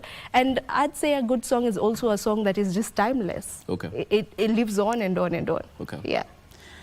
Okay, yeah, so you're right. But what I feel is any song is a good song. It's just, it is who is consuming it. If you look at what the Gen Zs are consuming these days compared to what we as millennials are consuming, it's very different. So for the artists out there who are creating good songs, don't limit your creativity. Be authentic, be unique, be yourself. You have your audience. Yeah, that would be my So advice. just be yourself. Be yourself. All right. Yeah. Thank you so very much, Dennis, for joining us on this conversation. It was quite insightful, and maybe there's someone who would love to reach out to Kaka Empire. Do you allow people to reach out to you, or you're the ones who reach out to someone you feel is potential? We look for you. Well, so you don't want to be looked for. We look for you.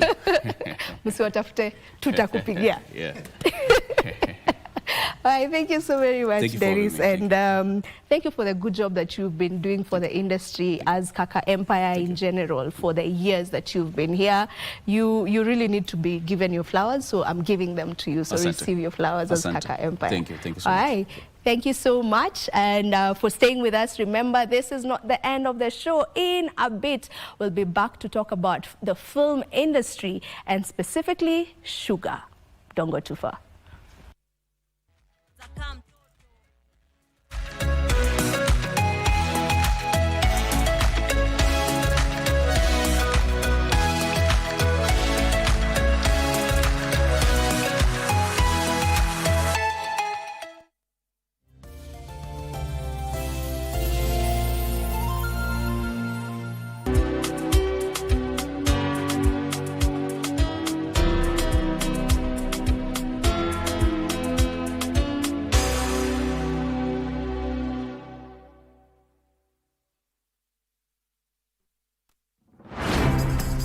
Je, umewahi kuwa na deni ya KRA? Basi usiwe na shaka. KRA wakishirikiana na KBC wamekuandalia roadshow murwa kabisa. Jiunge nasi tukufahamishe kuhusu KRA Tax Amnesty Program na jinsi utakavyoweza kusamehewa adhabu na riba na KRA. Pia tutakuwa tunakusaidia kujaza fomu za kodi za mwaka 2024 na kukusaidia na huduma za KRA kwa mtaa wako. Alhamisi tarehe 29 mwezi Mei tutakuwa maeneo ya Homa Bay. Tutazuru Oyugis, Rangwe Road, Ndhiwa, Sori, Kendu Bay, Homa Bay Town na Mbita. KRA, tulipe ushuru, tujitegemee. If we don't hear from Joyce by evening, I think we should.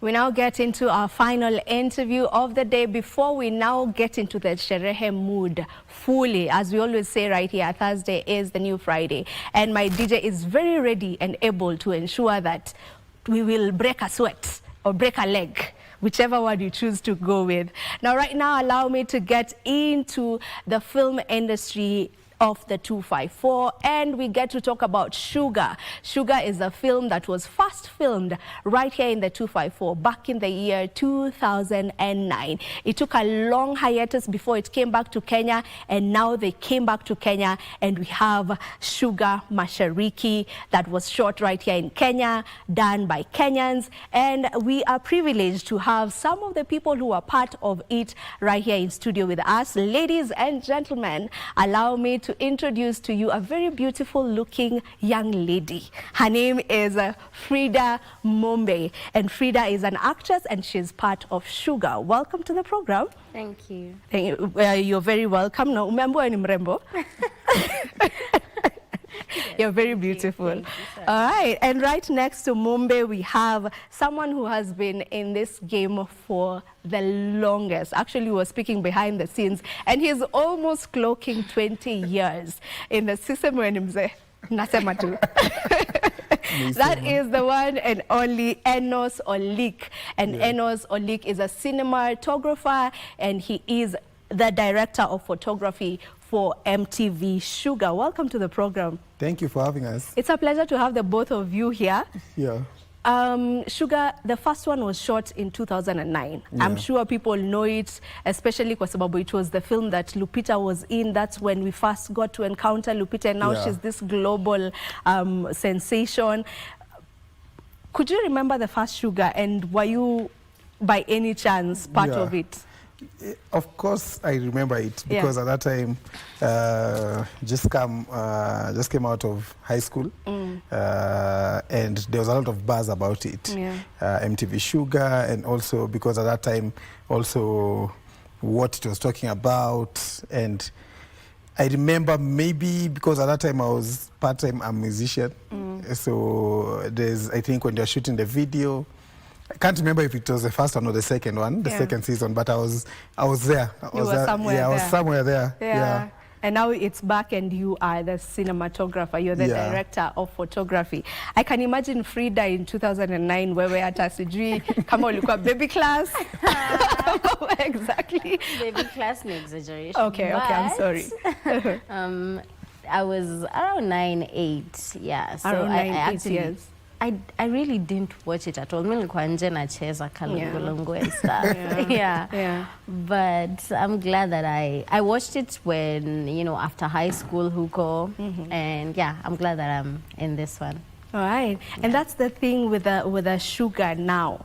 You know, if you've gotten the opportunity to watch it, it's on YouTube, by the way. If you've gotten the opportunity to watch it, you'll realize that this time round they've worked with really young people. I think 80%, if not 90% of the cast members are Gen Zs, like really young people. So it's a good thing to see. By the way, as we talk about it, how about we just get to check out the trailer?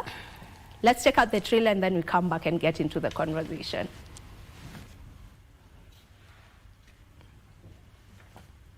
We have it? All right.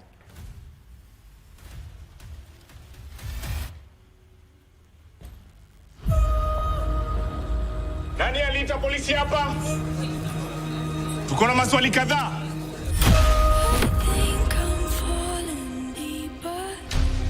Ulimwona mara ya mwisho lini?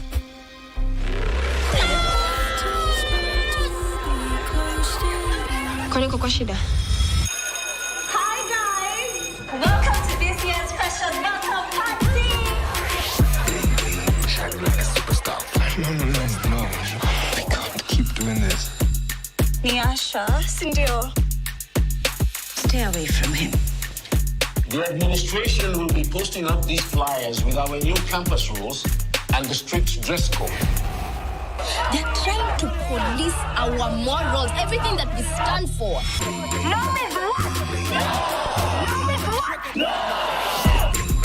I want to discuss my body, my choices, or my sex life. Your actions have been egregious. We're left with no alternative but to act. Rioting and inciting violence on campus is not okay. Is this totally safe? It's just a costume. Mama Mali is the basis of rape culture. But I think James. I'm done with that! All right, and there we have it. That's the trailer of the new Sugar Mashariki. And just as I was saying, we have really young people playing this time round on the show. Just how was that like for you, Enos, getting to work with these, young, vibrant talents? Of course, it was a journey, but it's not. I wouldn't say it like it's something new. And of course, when I got into MTV Sugar, I already knew the stories and the themes that we're going to tackle were very heavily centered on the youth. So, and also being part of that youth, mini Gen Z mzee. So being part of that, you also had to figure out ways on also how we approach the story. And I'm talking of as from my point of view as a cinematographer. There might be people who are thinking or trying to figure out what a cinematographer is. In short, I'm like the cameraman, but I'm in charge of the visual look, how it looks, making decisions on that. So we did a lot of research, talking to the young people on set. What do you guys love doing? Colors, just getting into that thought process. So for me, it was more of also like a learning experience. Yeah. All right. So who do you play on Sugar, Frida? I play the character Dada. Dada is a girl who is in Nairobi for the first time, far from all her family. She's here for school, but she has financial issues, so she's just trying to figure out how to navigate this new city. She's also an entrepreneur. She has a salon. Yes. Was it difficult for you to get into that scene? Or how easy was it for you to get into it? So there's scenes that were complex. They needed me to actually go to a really dark point, but not about... We've not gotten to that episode yet, so I can't really get into it. Okay. But there were some that took me to a really dark place, but there was an intimacy coordinator. We had a therapist to help us navigate such complex scenes. But the rest were actually just nice and fun. Yeah, you had you had a therapist on set. Yes. That's really nice. Yeah. Yeah, to ensure that your mental health is also in check. Yes. And mental health is also one of the things that is being addressed on the show, you know. Yeah. So just how important is it to have such a show that is loud about the things that are happening right now? Because if we look at some of the things of the themes that the show covers, yeah, it's what is happening on our day-to-day. Maybe we don't speak out about it, we don't speak loudly about it, but it is what it is. It's the situation, you know, at the moment. Yeah, just how important was it to just have that come across? For me, I think it's important, and I think MTV Sugar has been in the forefront of this, even from the previous Sugars. They're very bold in terms of the stories they're telling. We are talking about real stories that are happening on the ground. As much as it's a movie, even if it was written based on a true story, there's a little bit of fiction, but you're talking about the core of it is stories which exist. And we want MTV Sugar to be that show that becomes your avenue, yeah, either to relate to the issues that you're facing, or if you know somebody who's facing certain issues, and we present them in this beautiful crafted show. So it's important to have an outlet or something that mirrors, and I think that's what film does. It mirrors the society, what is happening, so that we can see ourselves. When I'm watching Dada on the show, we need to have that story impact people who are affecting them. And because the story is based on a lot of research on what is happening there are solutions that maybe through the research we figured out. So we want to get those people, mirror what is happening, and just be that voice of reason. Yeah. Let's talk about the behind the scenes, which is what you are responsible for. You know, nyinyi ndo wale mko nyuma ya camera and just ensuring everything comes out visually. Let's talk about that part of film in general, not specifically this, but just film in general. Just how does that look like, and just how hectic can it get? It gets crazy. It always looks rosy. But for me, as a director of photography or the cameraman, I have a team behind me. I have assistants, I have the people who are dealing with lights, the people who are taking care of like the videos and the cameras and all that. In my department alone is maybe more than 10 people. Or 10 to 15 people, and that is just one department. Film is a collaborative process. There's a director who holds the vision, and you have the three amazing directors, June, MK, and Gilcarion, leading the vision. We have me, the director, we have wardrobe, we have makeup, we have locations, we have security, we have transport, we have catering, we have the production, all these people. So on one particular set, you might get, like, we are over 100 people, and that is just the crew. Before you add your extras, you add your cast, you get on a single day, on one single scene, you're like almost 400 people. Wow. So it might seem hectic, but it's like a clockwork. Everybody knows their work, and that's the beauty of getting professionals who are good at their department, all led now by the director. And for us, it's easy because there's a structure to it in terms of how things work, but it just shows you the scale of what such a project holds. And even before you get to those crew or the people who are shooting, you have a whole big team from the Staying Alive Foundation, from the writers, the people who are doing research and all that. So before you even get to see it on screen, it has passed over 300 people. Yeah. So you can just also imagine the social economic impact of that, the amount of families that we're impacting. Exactly. And I think that's why film is very beautiful. It is. Yeah. You know, before we get to see the final product, there's a lot that has taken place. Exactly. You know, and there's a story that was told, I don't remember exactly where this was happening, but some island, and there's a Hollywood movie that was being shot in that island, and everyone got employed because of how many people are needed for a film to actually come to life. So it's really an industry that we should look into, because it could create employment for so many people, and it's growing at the moment. Now, Frida, you know, on the show there's from the very first episode, because only 3 episodes are out right now. Yes. Right? So from the very first episode, I know there was a story on rape. Right? Yes. I believe the end of the first episode, now we got into it on the second episode. Yeah. And the thing that came out of that particular story, you know, the rape side of it, just from the couple of episodes that we've managed to watch, is the same thing that happens right now, the victimization of the victim, whereby it's now turned against them. Why were they out clubbing? You know, why were they wearing what they were wearing? If you can just get a bit into that. Well, so that is one of the major stories we are talking about. There's rape, there's consent. And we've delved into it, and there's so much more coming in the other episodes. Of course, it is, what's this word? It is not really followed through even by the school, which just shows how it's just victim blaming. And these are things that happen to people in real life, and it shouldn't be like that. So let's just say we're just spotlighting real issues, and we want the people that have actually gone through such things to know that they are seen and we understand what they're going through, and we want to change the perspective from victim blaming to like, this is just wrong. It shouldn't be done, whether someone is wearing this or amelewa, you know, like in that first episode.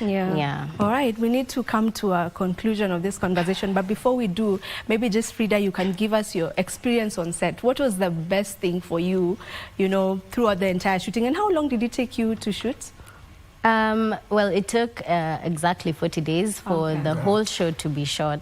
But, you know, I wasn't on set every other day like him. I had maybe like 10 to 15 shooting days, but it was such a beautiful experience. You know, it's a big set, it's full of professional, and working alongside actors who are just as good was a beautiful experience. I definitely learned a lot from this set, and I look forward to what's next. All right. Enos, 40 days of shooting. Yes. And you needed to be there every single day because you're the person behind, you know, the shooting and whatnot. Just how was that like for you, and how different was it maybe from other things that you've gotten to be part of as we finish? Yeah, so there's a 40 days of shooting, but we had like almost more than 4 months of prepping. So when we met the previous year, we met the directors, we met the team, crafted our vision, figured out what we want to do, the style of how it's going to look. We read the script like over 10 times. So there's a lot of preparation even going into the 40 days. Now the 40 days was marathon, back to back, but it was fun because we had already prepared. So when you're getting on set, we've already made decision in terms of how we want this particular scene or the look of the show to be. So it was quite an interesting one. We enjoyed, and really happy just to see it, just to even see the trailer. We're just happy to see our work out. And episode 3 is out, but it gets better up to the last episode, so I can't wait for guys to watch it. Okay, we also cannot wait to just get to follow on the story. Thank you so much for coming through to the show and just letting us in on how it was like for you personally on the show. Thank you for having us. All right, this is where we end this particular interview, but remember you can get to catch MTV Sugar every Wednesday on YouTube. 8 p.m. 8 p.m. on YouTube. All right, don't go too far. Entertainment Thursday gets to continue in a bit.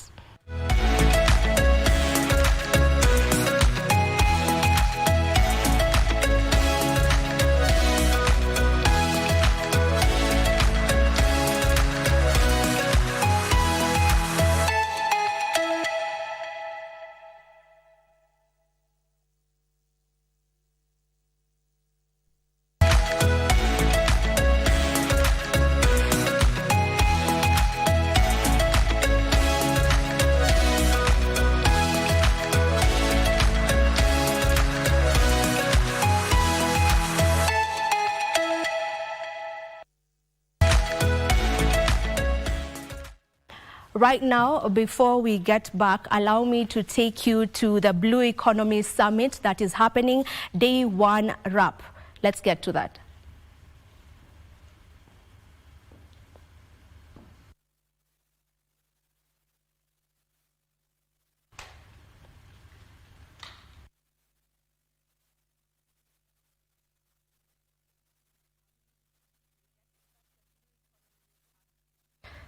Day 1 wrap.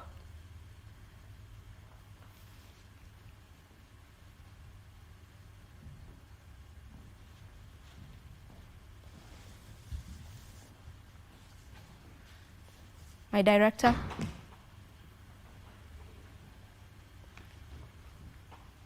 Is that ready?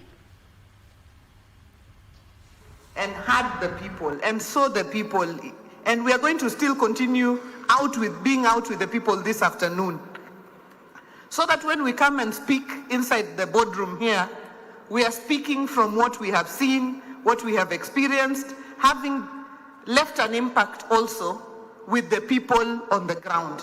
We are very grateful that today you have been able to donate several nets to our fisher folk and the BMUs out there, several life jackets and other things that you've been able to do before we came here. And this afternoon we still will continue with the issue of fish cages and other matters, so that even tomorrow as we have these conversations, they are not just based on our boardroom experiences, but they are based on ground experiences. I'm also hopeful that as we continue these conversations, we are going to be able to put together the challenges and some of the resolutions here, so that when our chief guest comes on Friday, His Excellency the President, then we're able to make a presentation of the voices of the people and the challenges that the people are facing and where we need intervention at the highest level, so that we are able to get these problems resolved once and for all. I think this is very, very key.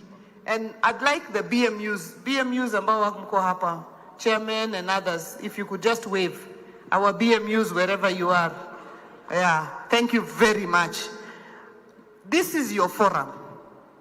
This is a forum to have your voices heard. Tomorrow when we are talking about fisheries, please, in whatever language you can speak it, kata kidwa mana wacho Dholuo, kata kidwa wacho mana Dhosuba, stand up and say where the shoe is pinching, so that we can hear and we can make it part of the resolutions of this conversation. Itumbi, if I'm right, these conversations are not about theory. They are about practical issues that will resolve the problems that our people are facing. And Waziri, those are the questions you are asking in the exhibitions. You know, what are we doing practically for the people of this region on those issues? I also am very happy to state that here in this hall, a few months ago, the Tom Mboya University, the county government of Homa Bay, and the Kenya Shipyard signed an MOU for training on shipbuilding and other maritime matters that can help our people move forward. So I hope that that MOU, Professor, does not remain just an MOU sitting there in the shelf, that we move to the next level of implementation. And the county government, you had asked us for land. We are always ready. We have 100 acres of land ready for you. Whenever you are ready to take it, come and take it, and let's have an institute because we are running out of the old boats, isn't it? Hii boti ya mbao, iko mbao kweli bado? We must move to other new techniques for boat making and so on, and we must train the people who are going to be working on those areas. I'm happy to say that as a county government, we've worked together with our BMUs, their cooperative. We've been able to provide support to the cooperative for the 143 BMUs that we have in Homa Bay, so that the SACCO can help them to raise money to buy fishing gear and other things. And the support we gave was just base support, and we will continue to give support to our BMUs for purposes of loaning and saving among yourselves. And as I finalize, some of the issues that I think when we leave this room on Friday, we should find a permanent solution to is the issue of security on the lake, security of our fisher folk on the lake, so that the issue of our neighbors and other people coming in to affect our fishermen when they have gone out is dealt with in a more permanent way, so that it's not an issue that we are dealing with day in, day out. The other issue of sustainability of this lake, because as I said when we were out there, this lake is not for yesterday only. Our forefathers were fishing, we are fishing today, our children must fish tomorrow, and our grandchildren must continue to fish later on. So we must work on the issue of sustainability and answer the difficult questions around sustainability, so that we don't fish as if we are the end. You know, the fishing is coming to an end with this generation. I'm also very happy with the innovation and the involvement of young people within the blue economy sector. The issue of value addition, both for feed, fish feed, but also for processing of our fish locally. I'm happy with what some of our private investors are doing as far as value addition is concerned. I hope we can do more in terms of attracting private investment in this area. And then there's the issue of the water transport. I think we couldn't be more grateful to now have a rehabilitated pier here in Homa Bay. After 50 years of not having lake transport, Yothurwa, mende madongo dongo koro nyalo biro Homa Bay ka, magiting gik malich kagidhigo around. I think we must really thank His Excellency the President. And this Friday, that pier is going to be opened, and we are going to be able to revitalize lake transport in this entire area. And we couldn't ask for more, including a public ferry that is also being done by the Kenya Ports Authority for this Lake Victoria waters. I think we couldn't ask for more from this government and for what our president has done for us. With those many, many remarks, I really am happy that we will be having conversations. Our very own here in Homa Bay, our cabinet secretary for mining, blue economy and maritime affairs. Wapi makofi! Tafadhali, pamuru wetu ne waziri malich kama obiro tulingu pamuru wetu. Asante sana. Asante, tukwani tu. My brother, Honorable Kaluma, Deputy Governor, RC, my brother Deno, the Ngao team, Mambo, uko fiti? Mko ngangari? Kinoma? Kama ni noma noma? Kama ni mbaya mbaya? Good. He had prepared a whole speech for me. What they define as the keynote speech. And I read it. Does it really capture the desires and the purpose as to why we are here? Because government comes to such places to lend the needs and the demands of the people. But what I'm very grateful about today, Your Excellency, now having this blue economy and maritime conversation. 10 years ago, we never talked about it. In fact, just 4 years ago, nobody had a conversation about blue economy and maritime affairs. And it is broad. Some people would imagine really it's about fishing. It is not.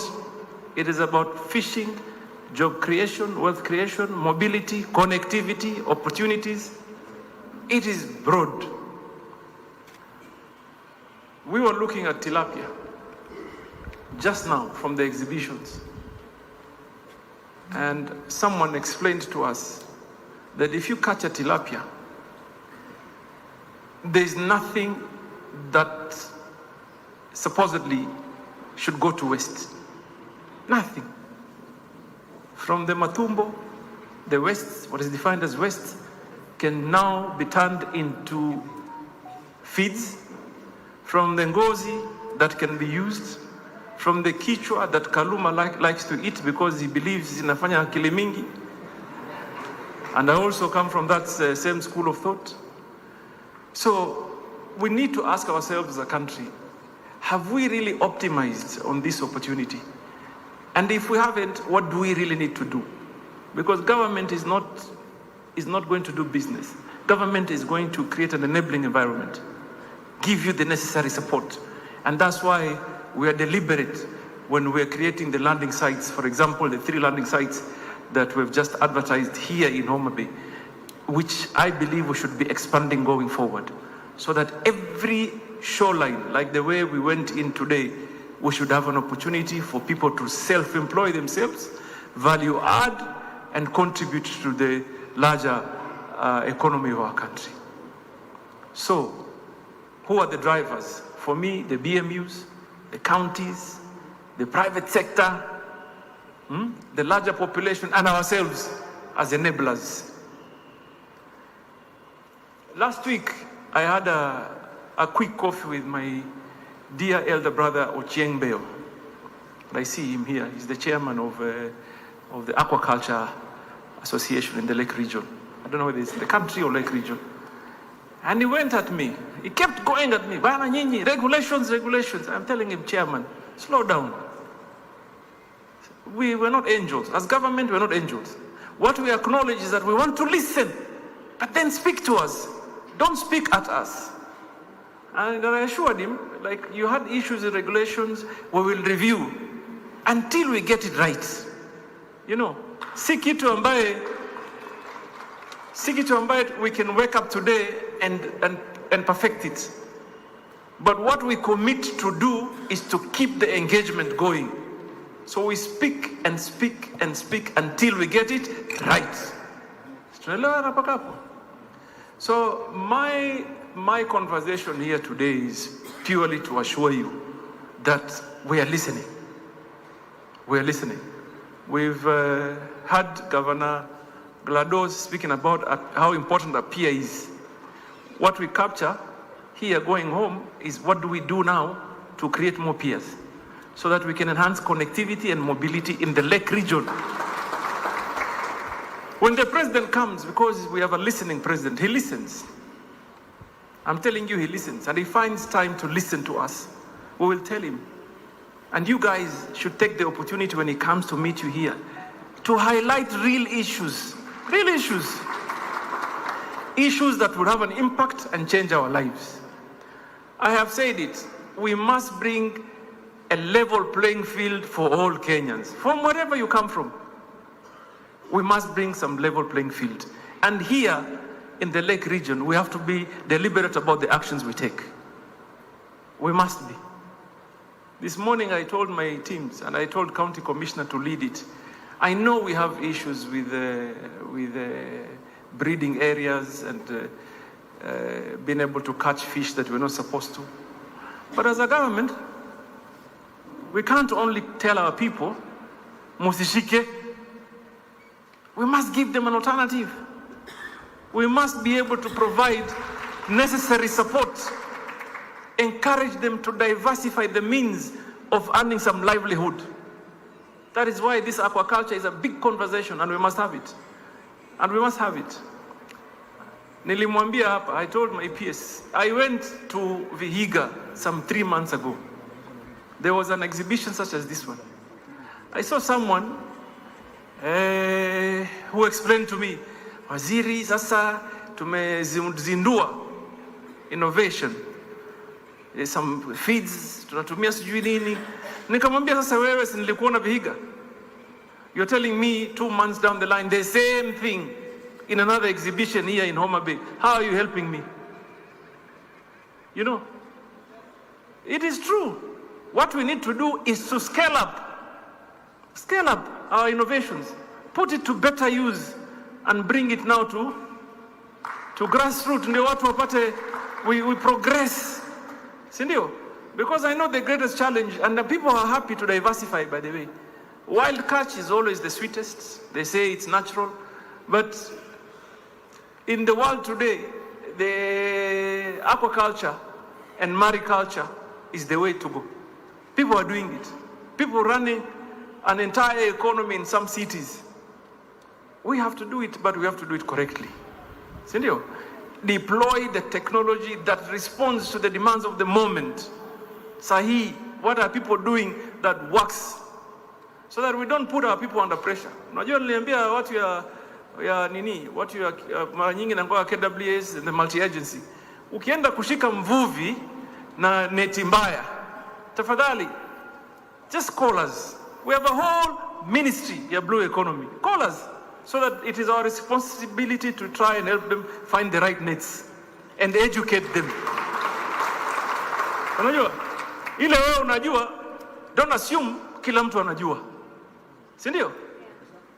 And therefore this country will change. I'm telling you, the country is changing, and all of us, we have to make a decision whether we want to be part of history or bado mtu ya mdomo mdomo. Kuna watu wanaongea, kuongea ni rahisi. Unajua I have done so much opposition politics. So much. Me, headquarter of opposition.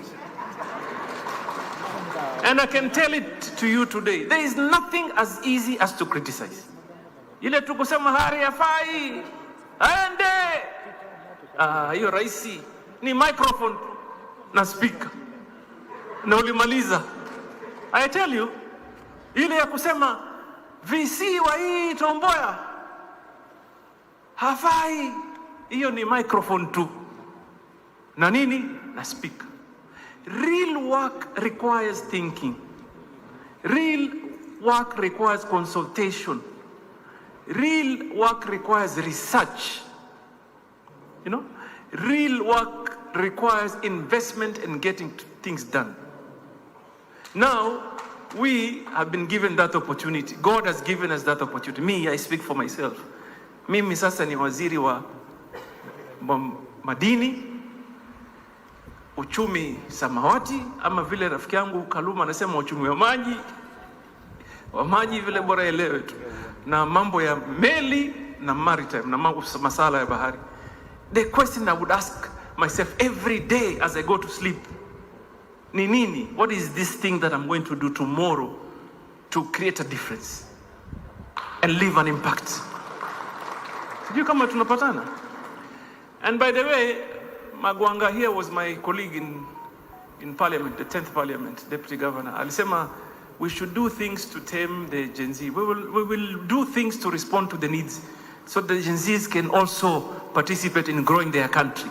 Everybody has a responsibility. Everybody.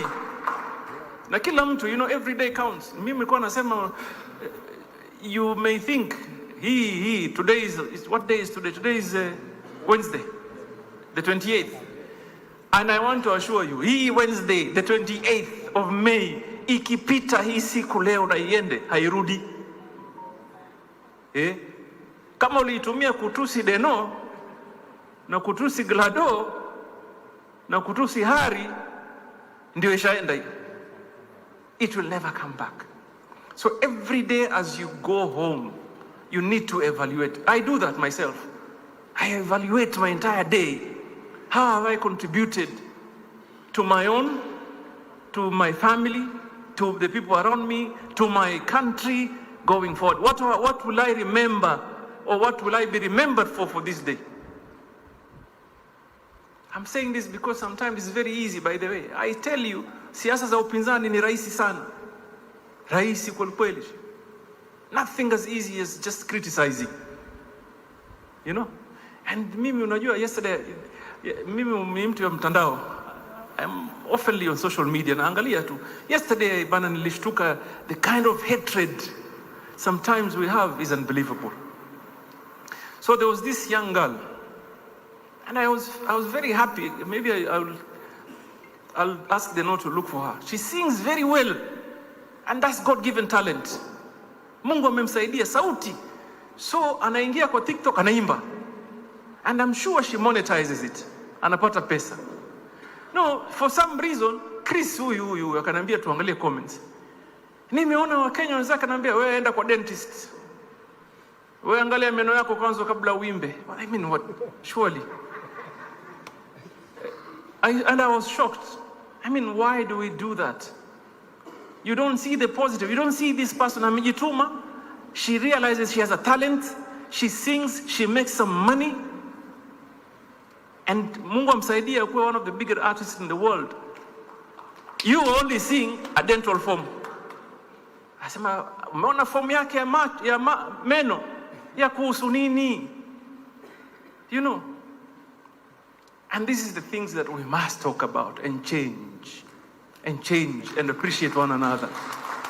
Ukiona mtu anvua, sisi kule kwetu, mimi unajua sisi kule Waswahili watu na maneno kweli sisi.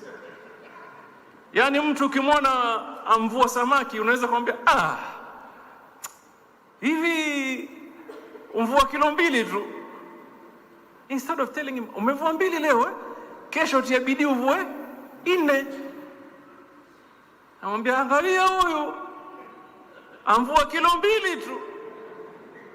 You know, where do we get such negative energy? Really?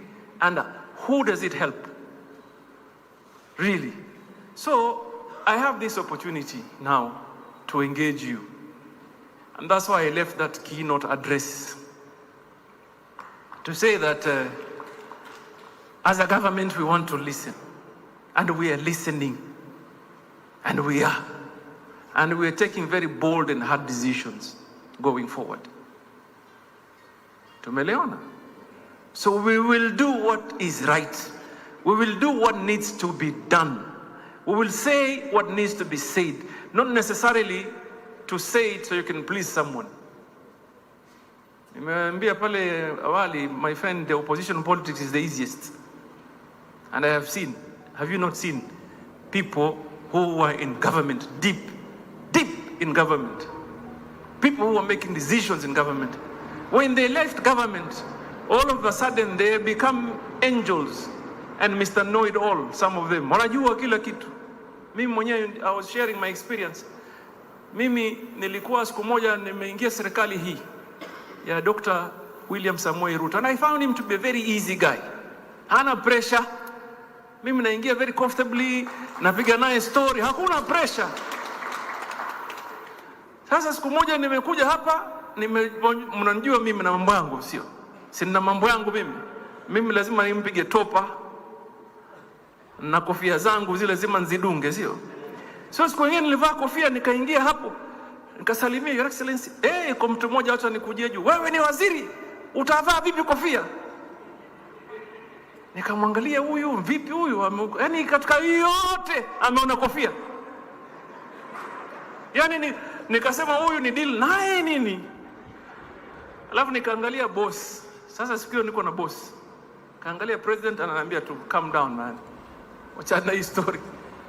And I went home asking myself, so in that room we spoke about many things. We discussed about real issues.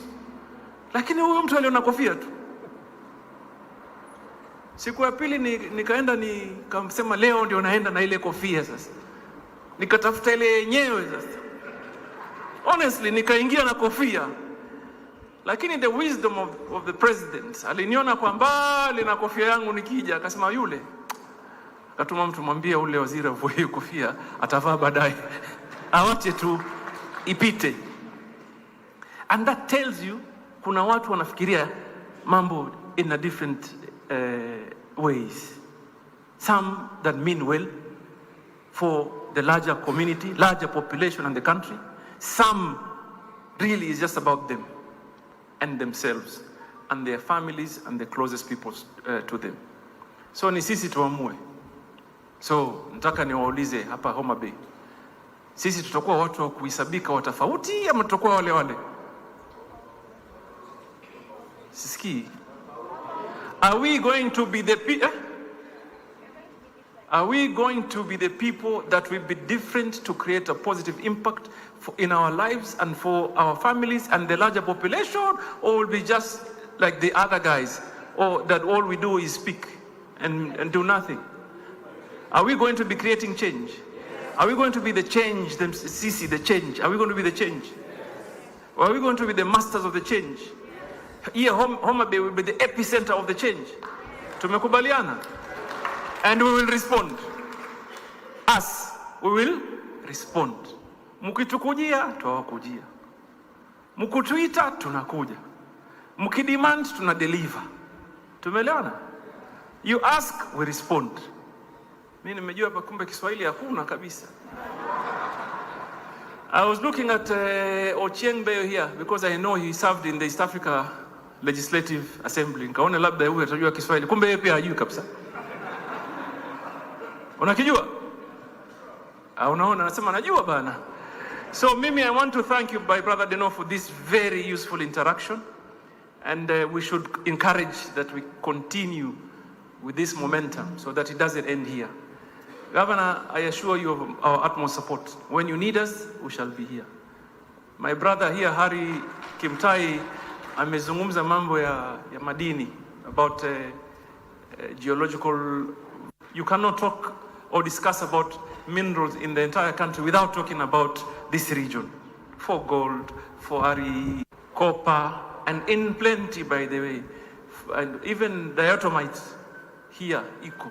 Ya kufanya glado awe mrembo. Paka hivi, yule bwana nyumbani anafurahi. Ajui kama sisi watu wa madini tumechangia. Tumeleta diatomite, tukatengeza nini? Cosmetic and others. So Governor, I want to thank you for hosting us. Niseme asante sana. Niwaambie wote, the VC, asante sana. And finally, VC, I have seen a trend, and I'm happy that if we can engage, because every now institutions now, because maritime blue economy is picking up, people are developing curriculum. Like TUM is doing it. I was told the private institutions like Mount Kenya is trying to do it. I want to partner you up with global institutions so that you get it right. And we already have established partnerships in Singapore, in Korea, and recently in Denmark. So find time and engage with us so we tukuunganishe. Niseme asanteni sana.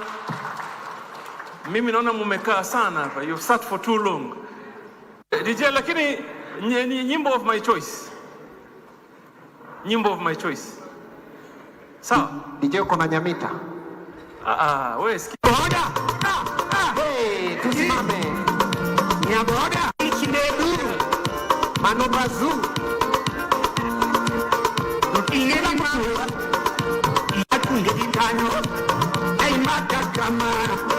Ditendi kama. Kokitwa dubindu. Nyamitendi kama. Kokitwa dubindu. Inyone kama. Aninyono bindu. Nyambita loke di babe. Akoni loke kama. Loke di babe. Loke kama. Nyabina tunge ditano.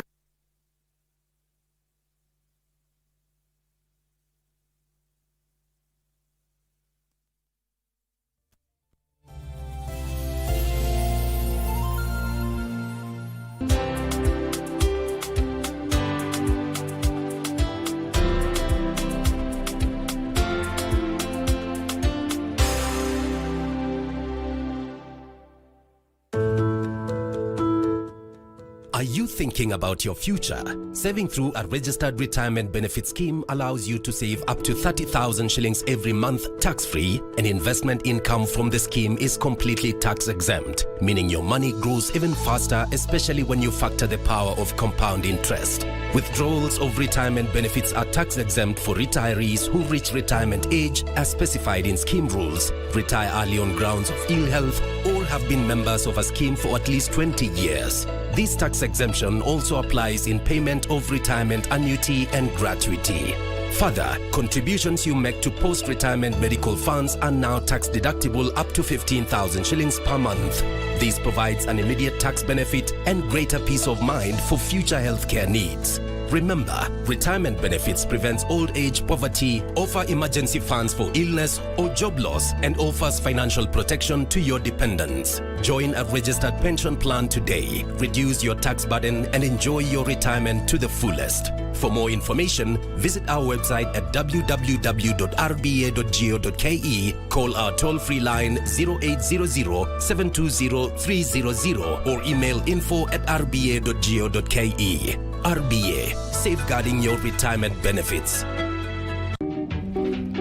Unaishi wapi? Bangladesh mheshimiwa. Bangladesh ni India mania. Sio India, hapa hivi Longai mheshimiwa. KWS. Ndio. Umeshawahi kuliwa? Na nani? Kuliwa na nani? Kuliwa na nani? Na fisi. Na nini? Na fisi. Bado sijakuliwa na fisi. Bado. First of all, you have said you are a terrorist. Mheshimiwa Maki hiyo amesema hapa mko kwa hatari saa hii. Sikiza. Amesema yeye ni tourist. How do you run when the hyena is just there? How can you run? Si uongee lugha ile utaelewa. Sasa hii kizungu unangangana na wewe. Tunaelewana kisungu. Hakuna kitu tunaelewana. Kwa nini wakati fisi nimeua fisi ndio mnakuja kunishika? Why? Hao ni wadudu ambao wanapatikana kwa uchafu. Fisi ni mnyama ambaye analindwa na sheria. So mimi ni mchafu. You want me to say mimi ni mchafu? Baby face kama mimi ni mchafu. Angalia nywele yako kwa pasi. Hiyo sura yako imekunjana ni baby face.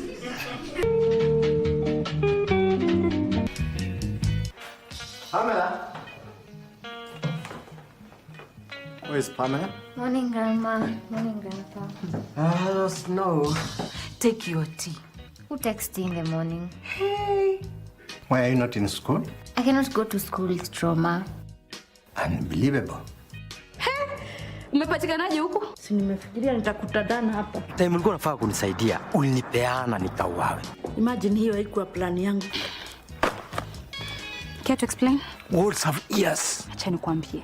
I will fight my tooth to the bone. No. What brings you here? We used to work with your dad.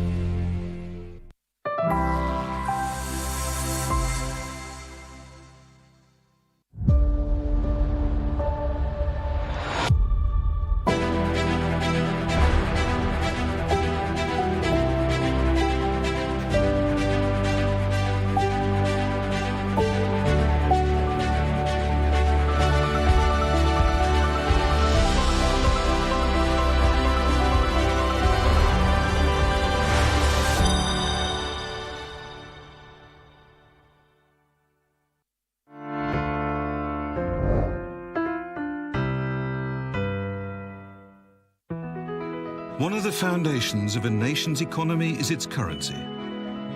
The Japanese currency is the yen. There are 6 coins and 4 banknote denominations. To prevent counterfeiting, the Bank of Japan has issued new series of banknotes approximately every 20 years. The portraits on the new banknotes issued in July 2024 were Shibusawa Eiichi, the father of Japan's modern economy; Tsuda Umeko, the pioneer of higher education for women; and Kitasato Shibasaburo, a great contributor to the prevention of infectious diseases. In Japan, the original drawings and plates for printing Japanese banknotes are produced by craftsmen with advanced skills and artistic sense. Highly skilled craftsmen can engrave 10 or more lines in a width of 1 millimeter on a plate. In this way, Japanese banknotes with beauty and dignity are produced daily. Today, cashless transactions are becoming more and more common. However, electronic payments could be unusable due to natural disasters. That's why a dependable physical currency is still required. To ensure that trust, many technologies are applied to prevent counterfeiting. When the reverse side of the banknote is tilted, the characters Nippon, meaning Japan, appear. Elsewhere, the characters Nippon Ginko, meaning the Bank of Japan, are printed in microscript. They're difficult to recognize with the naked eye. New anti-counterfeiting technologies were applied for the new banknotes issued in 2024. When the banknote is held up to the light, a watermark of the portrait appears. And the background of the portrait has finely crafted continuous patterns. The front features a hologram design. These are 3D holograms, so when you change the angle of view, the portrait seems to move as well. It's a technology that's the world's first adoption in banknotes. We aim to maintain high quality and consistency to ensure that this anti-counterfeiting technology will work well in every environment where banknotes are to be used. The notes have tactile marks to assist the visually impaired, applied in different positions to identify each denomination.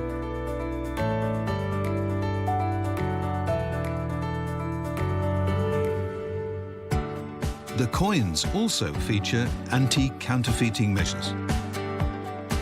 Japan's highest value coin is the 500 yen. A new design was introduced in 2021. It's made with 3 types of metal in a production process that's very difficult to replicate.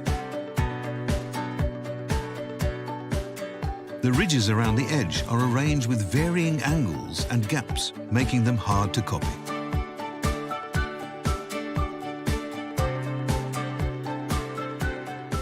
This was a world first for mass-produced coins. The most important thing is to maintain public confidence in the currency. So we are constantly striving to develop ever more advanced technologies to prevent counterfeiting. Japan's advanced coin minting technology is used for several national currencies. The same technology is widely used to produce medals and commemorative coins. Japan's superior minting and printing technologies play a vital, if hidden, role in safeguarding our daily lives.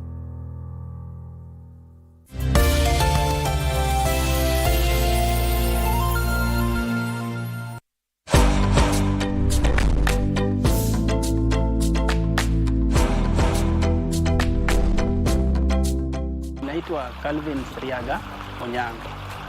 Natoka hapa North Kamagama. Hapa nyumbani tunashughulika na kilimo ya samaki, na ndio imetuwezesha sana kuimarisha maisha yetu sana. Kwangu mimi kama kijana naipenda na iko kwa roho kabisa, na sioni kama nitaiacha hivi karibuni. Nitajaribu sana ili niendeleze, na kwa sababu ni kilimo yenye iko na faida sana. Kwa hizi vidimbwi tumefanya hii kazi ya samaki kwa zaidi ya miaka 8. A few years ago, we were introduced to KBDP. From that time, we have seen a lot of changes because we have been trained on how to do proper maintenance, proper feeding, proper pond management. So that one has been helping us a lot. And through fish farming, we have actually realized a lot of profits, and we have managed to do some other things. We have managed to put up a chicken farm. We have also been able to buy dairy cow from profits that we have realized from fish farming. The national government has really helped us very much. Even last time we were in Kakamega, me as a youth, we were in Kakamega launching a grant that has been issued by government, and the president himself sent the cabinet secretary for blue economy, alias Joho, and we were really encouraged for what happened that day. In fact, we are very happy and we are seeing wonders in future on blue economy. Maji yetu, thamani yetu.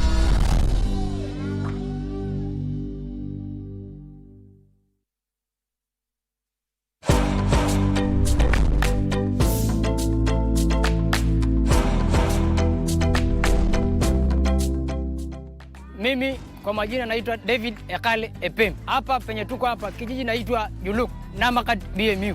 Mimi nimefua kwa miaka 10. Bahari imenisaidia pakubwa sana. Nilianza kufua kidogo kwa boti ya mtu. Nikapata kiazi, baadaye hapo nikabadilisha maisha yangu nikaenda kwa shule. Shule yangu yote ilikuwa tu kufua kidogo wakifunga shule naenda shule. Wakifunga na kuja bahari. Wakifunga shule naenda shule. Hivyo hivyo tu. Imenisaidia kwa elimu. Ya pili, imesaidia familia yangu. Niko na boti saizi ya kufulia, niko na nyavu ya kufulia. Familia yangu saizi si mbaya. Siwezi egemea saizi juu maisha yangu yote ni kwa bahari. Mke wangu anafanya biashara ya bahari, samaki. Pia nami nafua na nikinunua samaki ya bahari pia. Naambia watu wa Kenya sasa ya kwamba bahari kuna faida kubwa sana. Kuna mama wenye wako nje wenye wajuezi waingie katikati ya maji. Wananua nje, wanapeleka kwa soko, wanapata kidogo. Mi boti yangu ikiharibika, kuna watu ambao wanatengeneza huko wenye mafundi ambao wanatengeneza. Wanakuja wanasaidika pakubwa sana kwa boti yangu. Ikiharibika naita wao, wanatengeneza, wanapata kidogo. Wakongo wanapata samaki hapa hivi, wanapeleka nje ya nchi ya Kenya. Unasikia Uganda, watu wa Uganda wanakuja kununua samaki hapa Lake Turkana, wanapeleka nje. Sasa hii imesaidia pakubwa mimi na wale wengine ambao wako hapa pia. Sisi wafuvi, maji yetu, dhamani yetu.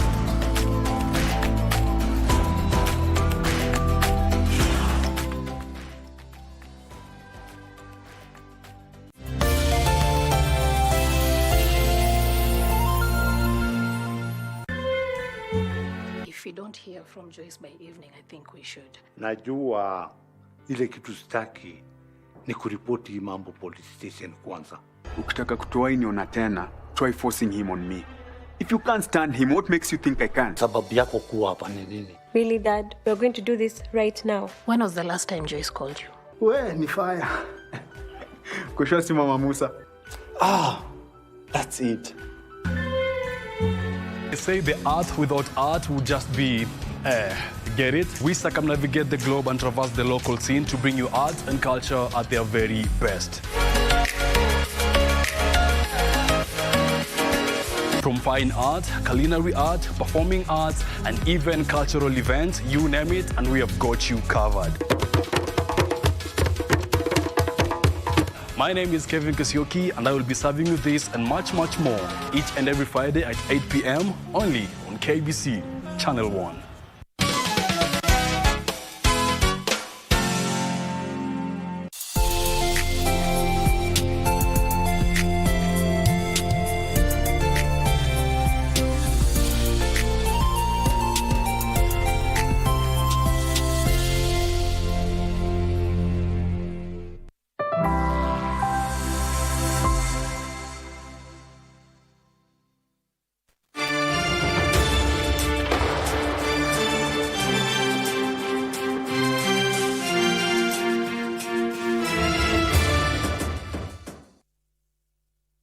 Well, it's exactly 10 minutes past 10. It's a business hour. We talk about business for the next 2 hours.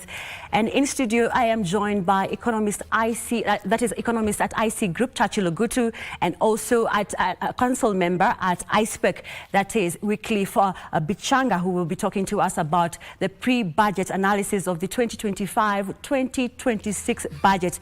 We look at the spotlights and look at the key highlights of the 2025-2026 budget, as well as we look at the finance bill. This is a fiscal blueprint that will shape how much we will pay in taxes, as well as what services you will receive from the government, as well as you will know how the government plans to spend your money over the next 1 year, which is starting off in July 1st. Now, with the official budget reading set for Tuesday, that is the second week of June, Kenyans are already feeling the weight of the tough economic times and are asking, will this budget offer any relief or are we bracing for more austerity measures? That is the conversation that our panelists will talk about this morning. And also we'll look at the tax proposals that we are seeing in the Finance Bill 2025 that have been proposed. Look at the ballooning debt levels. We'll look at the spending priorities, the high cost of living. We'll break it down, all of it this morning with our panelists in studio. Welcome to our panelists, Chachulo Gutu and CPA Wycliffe Bichanga, to our studios. Thank you. Now, we started off with what we are seeing a 4.2 or 32 trillion shillings budget. We are looking at how do we finance. It's a question we always ask ourselves every year whenever we are going through this phase of budgeting.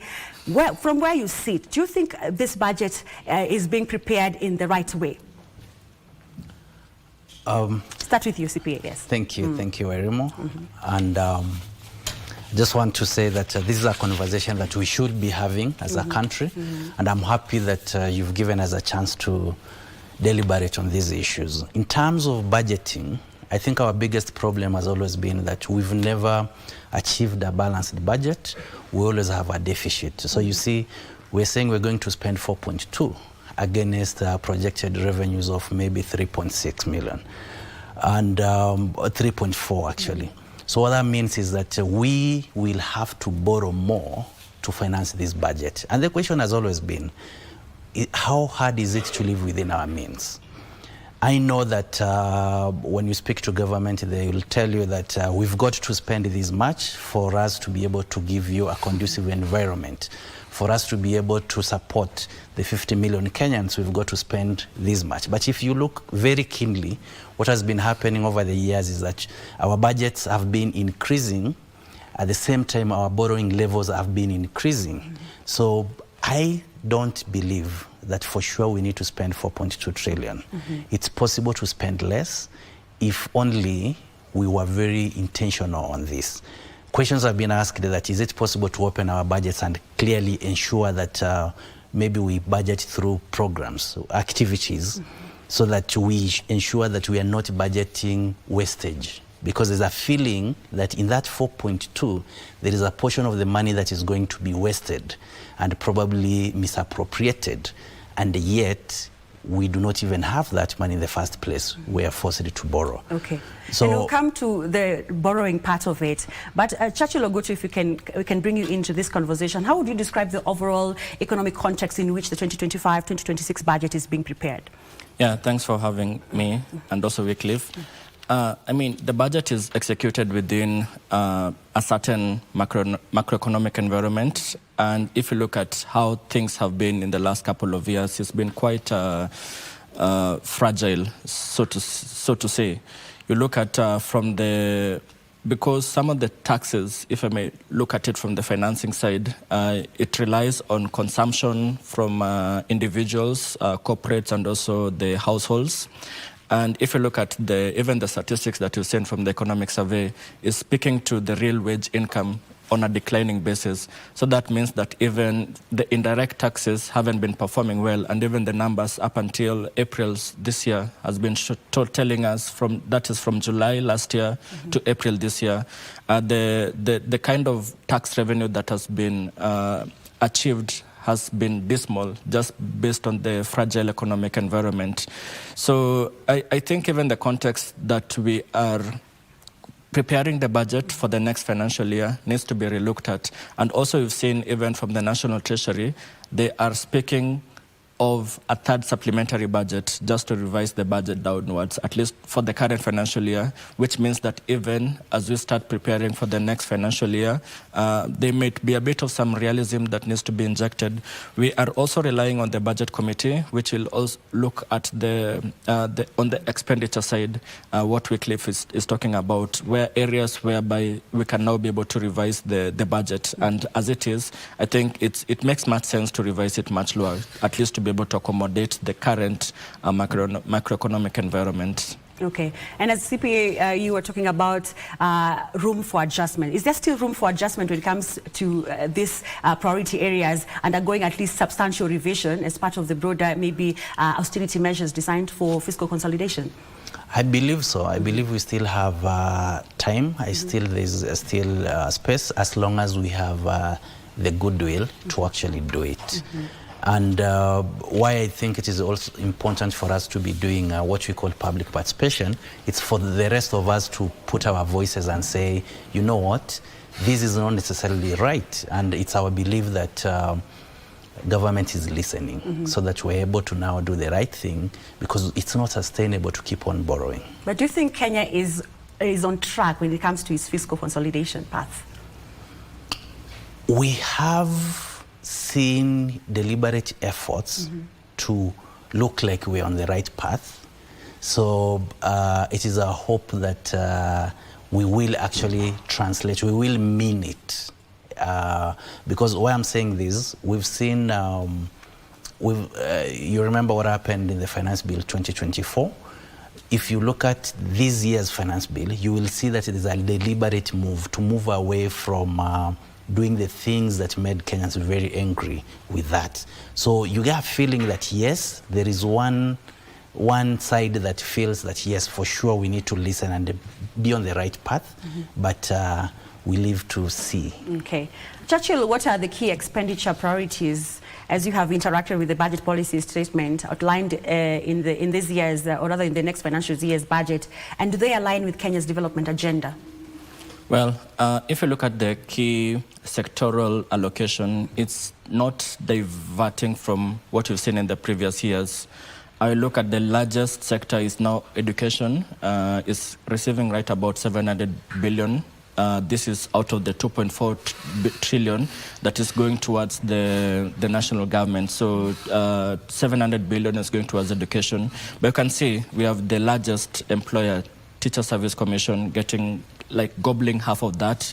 We have some subsidies that is going towards the primaries, secondary. We also have some of the funding towards the university and the TVETs. So that's where a significant chunk of the budget money is going towards the education sector. The other one is now at 500 billion. We have the energy, infrastructure, and ICT. And that is also coming from the fact that the road sector is getting some significant amount of money, but that is also within the development allocation as opposed to recurrent allocation towards to build the roads, some of the infrastructural projects that are in play. So to me, those are the biggest budget sectoral allocations that we've seen, and it's not deviating from the norm. So tied towards the development agenda, it's quite different, because even if you look at the whole budget process, it started all the way from August last year, and then at some point, even the respective ministries, departments, and agencies were giving their what I can call their requirements within their respective dockets. And if you look at what has been allocated so far vis-a-vis at some point what these MDAs, I call them MDAs, were requiring, there's like a 2 trillion gap based on what we have been able to allocate to them at 2.4 trillion as compared to what they were requiring to do. So that means that there's still a funding gap in terms of the spending allocation. And this is typically the things that normally leads to the supplementary budgets, because you find that, yes, you've been given this amount of money to spend, but because of something that crops up, now you are spending outside what has been appropriated, and that's something that now leads to supplementary budgets. Looking at the spending plan, I saw the agriculture sector budget has been slashed by around 58.2 billion shillings. And you can correct me on that, far below the 106 billion that the agriculture sector had requested for. Yet here we are talking about agriculture being the backbone of the economy. Yeah, typically, if you look at the agricultural sector in terms of the allocation, it tends to be, it's not as you would expect if you compare it from a GDP perspective, economic perspective. Because from an economic perspective side, GDP, you find that agriculture is around 24% of the total GDP. But if you look at it from on a sectoral allocation, it's even lower than 10%. So there's typically a mismatch. But you can see from the fact that some of the expenditure or the votes that where the monies is allocated to are in some of the regulatory agencies. I mean, the regulatory agencies, they may not be able to spur economic growth. It's just probably increasing the regulatory burden even to the agricultural sector. So these are some of the things that are coming out to the fore in terms of the mismatch between, yes, we have this agricultural sector that is big, but what are the incentives that we can see in the budget sector that can now be able to stimulate the agricultural sector? So that is where the mismatch is missing. So we might talk about X amount of money being given to the agricultural sector as a whole, but to find that a significant chunk of that is now going to regulatory authorities rather than the farmer on the ground, so to speak, or a fisherman down there. CPA, picking up from where you left on when you were talking about debt vulnerabilities, and we saw in the budget policy statement there's a budget deficit of 4.3%, or planning to reduce it to 4.3% from 5.3% to 2.7% by 2028. But at the time when you look at the budget, there's a slightly increase in the spending plan of the 2025-2026 budget. So the question is, does the budget prioritize to reduce debt vulnerabilities while ensuring adequate funding for essential services? I agree with you. It's always a tight balance, trying to look at giving your priority areas, trying to achieve the services that you want to achieve, and also at the same time trying to reduce your debt exposure. It has to be a balance, and that is why some of us have been keen to say, can we look at the expenditure bit, so that we know that as we spend, even as we say we are going to achieve our priorities, we actually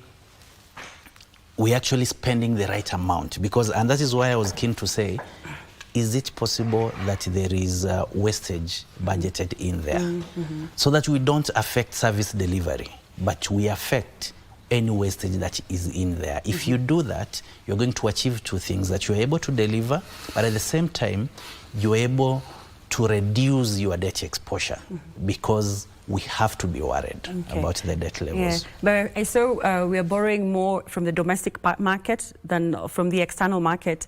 Will that crowd the private sector lending? Absolutely. Because when government borrows more from borrows more domestically, what happens is that the banks or even the lenders do not have the appetite to lend to you and me. And yet, it is me and you who is going to spur production in the country. So a typical business person setting up a manufacturing plant in Australia needs funding to be able to set up his factory, and the ripple effect is huge. Because when I set up a factory, what is going to happen is that I'm going to employ more people and get more money into the economy and increase our GDP, because we're talking of now increasing production. But if I do not have funding, I'm probably never going to set up that factory. So that's the danger of government borrowing locally, because they lock the rest of us out.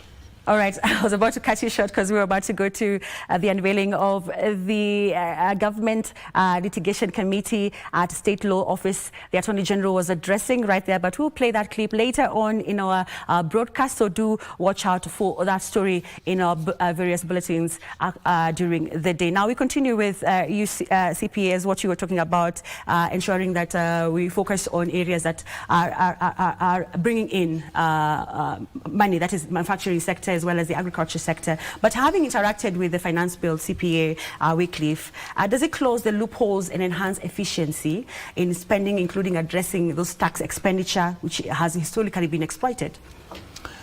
Yes. This finance bill has specifically done exactly that. It has been very keen to do a cleanup.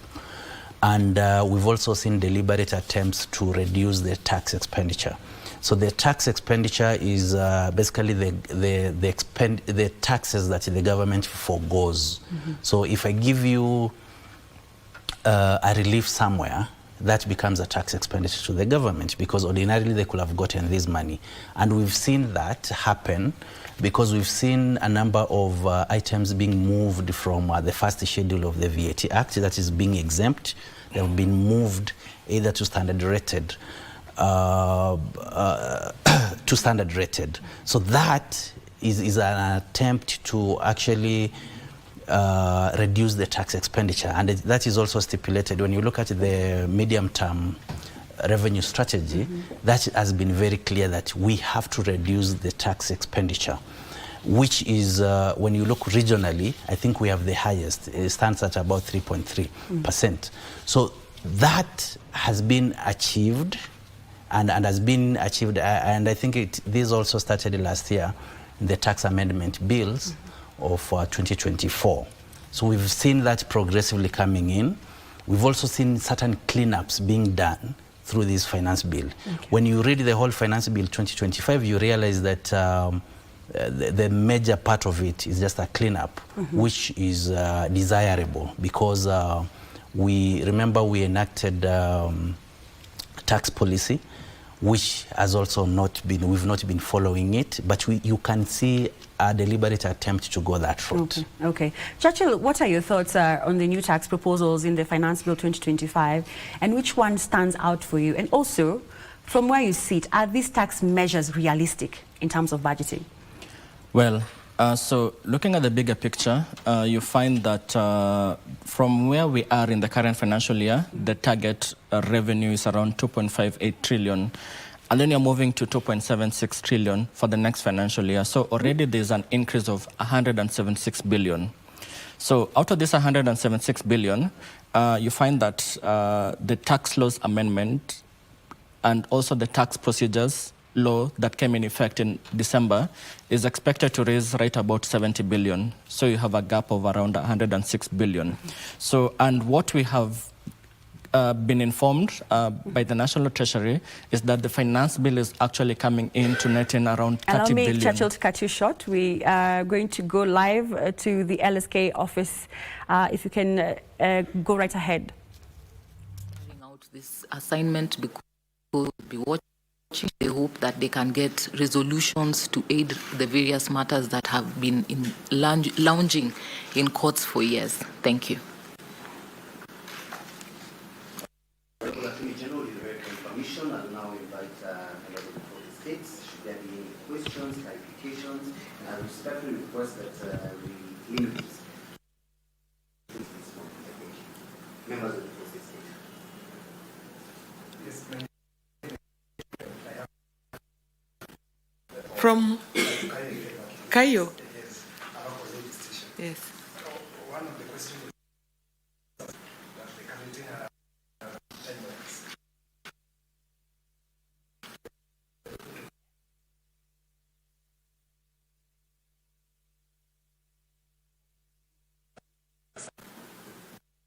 Can you maybe elaborate about this case for the Kenya? Yes. For the timelines, we are giving them 3 months. As the government has a guideline on RRIs, Rapid Results Initiative, and it limits it to 100 days.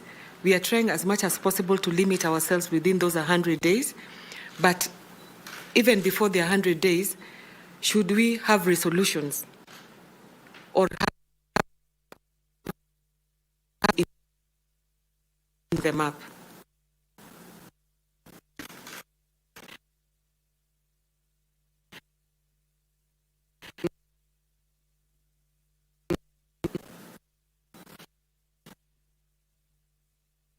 Give the impression that that is the unveiling of the government litigation committee right there on your screen. And he there speaking from State Law Office right here in Nairobi, and our reporter has pitched camp right there, and he will be bringing us the story later on in our broadcast. Now, back here in studio, we continue with the conversation on the pre-budget analysis of the 2025-2026 budget. It's a budget that you have interacted with right now. People are giving their views on the budget, so you better give your views on what you think about the Finance Bill 2025, as well as the various proposals that are in the budget policy statement. And picking up from where we left Churchill Ogutu, we were talking about the financing of the budget, and you were giving us the various tax proposals that are mentioned in the Finance Bill 2025. From where you sit, are they realistic? Yeah, thanks. Let me pick it up from where we left it at. Yes. So the finance bill is expected to raise 30 billion. And if you compare with what finance bill 2024 initially was targeting, 345 billion. So it means that this one is now looking at how things are, just trying to be amenable even to the public. And to what Wycliffe has said, is pretty much a cleanup. Hence, it's not able to yield much as compared to the other iterations of the finance bill. But having said that, you look at even some of the proposals, because ideally, we have the medium-term revenue strategy, which is supposed to be able to yield around 20% of GDP. Right now, we're around 16% of GDP in terms of revenue to GDP ratio. So, but I think it's now the National Treasury has somewhat put a halt on trying to accumulate more revenue because of the pushback that they may be able to get. But speaking of some of the things that you have seen in the finance bill, obviously within the indirect taxes, there's a bit of some cleanup, moving from the zero-rated to tax-exempt, and also some of the commodities being moved from tax-exempt to standard-rated. On the income side, we've seen even efforts around the carry-over losses. Initially, it used to be indefinite, but now it's been limited to 5 years. There's some reduction in the corporate income tax in some of the motor vehicle assemblers, so it was around 15%. So that one is now being shelved off, so might be even affecting some of the industries. So, I mean, but if you look at it generally, it's quite a cleanup, pretty much. There's one contentious one is where under the tax an amendment trying to look at the Tax Procedures Act, whereby KRA will now be allowed to come in and have some visibility in the trade secrets, and also touching on some of the data areas. I think that is the most contentious clause within the finance bill. But other than that, I think it's not as the whole finance bill is not as contentious as Finance Bill 2024. Okay, but CPA Wycliffe, if I may be bringing you into this conversation, are there concerns about overtaxing the shrinking middle class and also the productive sectors like the manufacturing sector as well as the SMEs?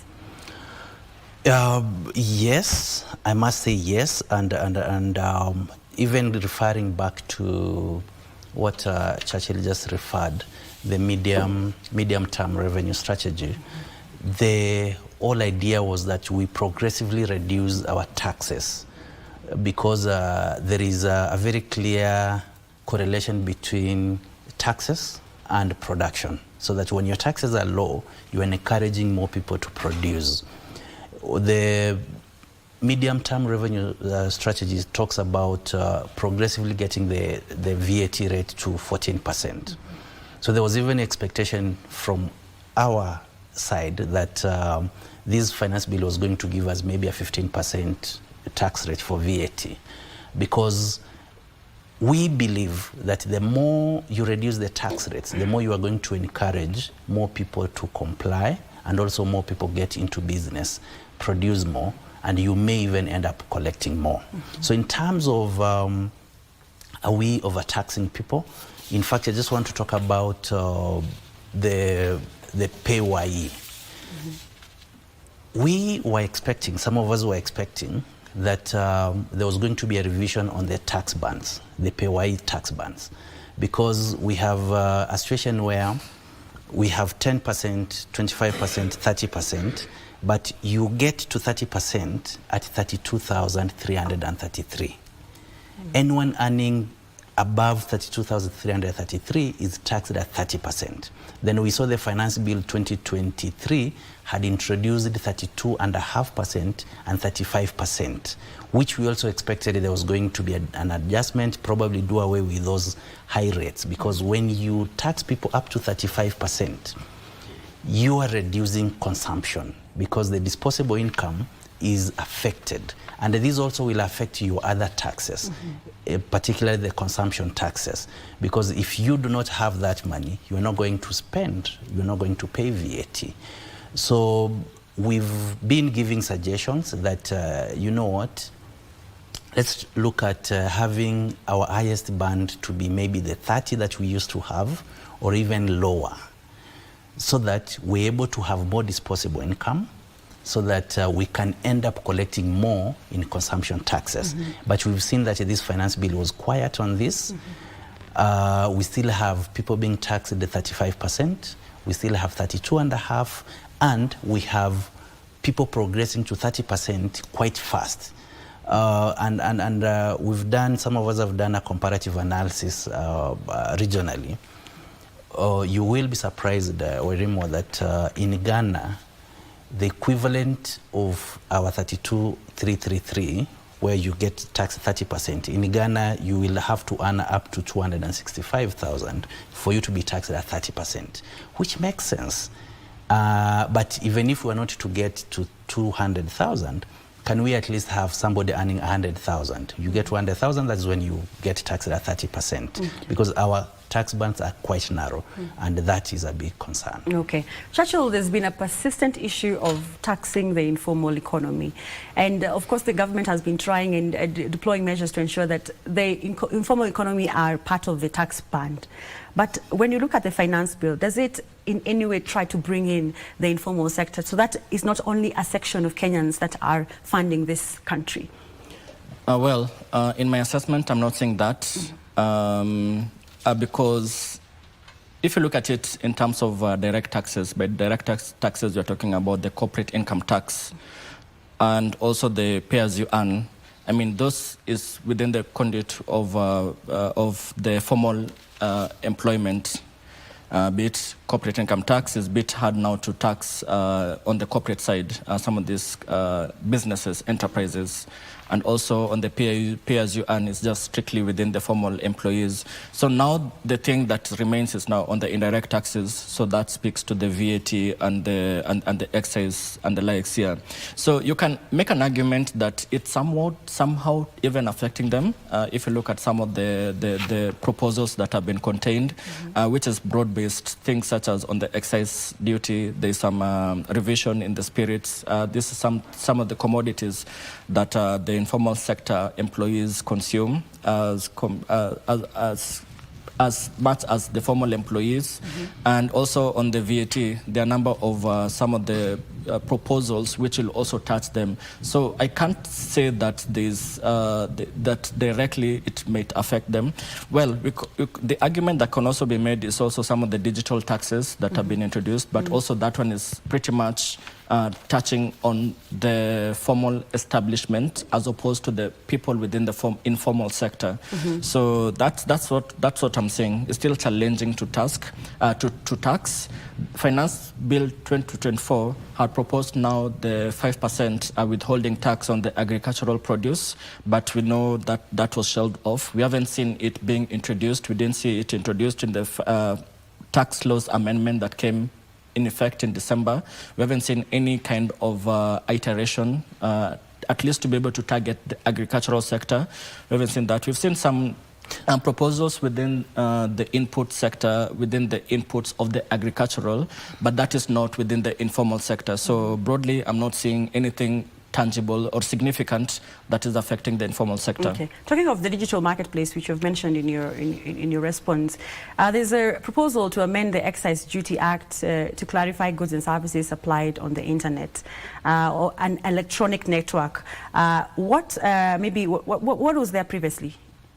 I think this speaks to the cleanup that we are seeing. Just each and every finance bill, you find that there are normally some revisions in the definition, be it largely over the recent past, we've seen largely now targeting within the digital economy. So there are normally some tweaks that keeps coming by with each and every finance bill around the digital sector.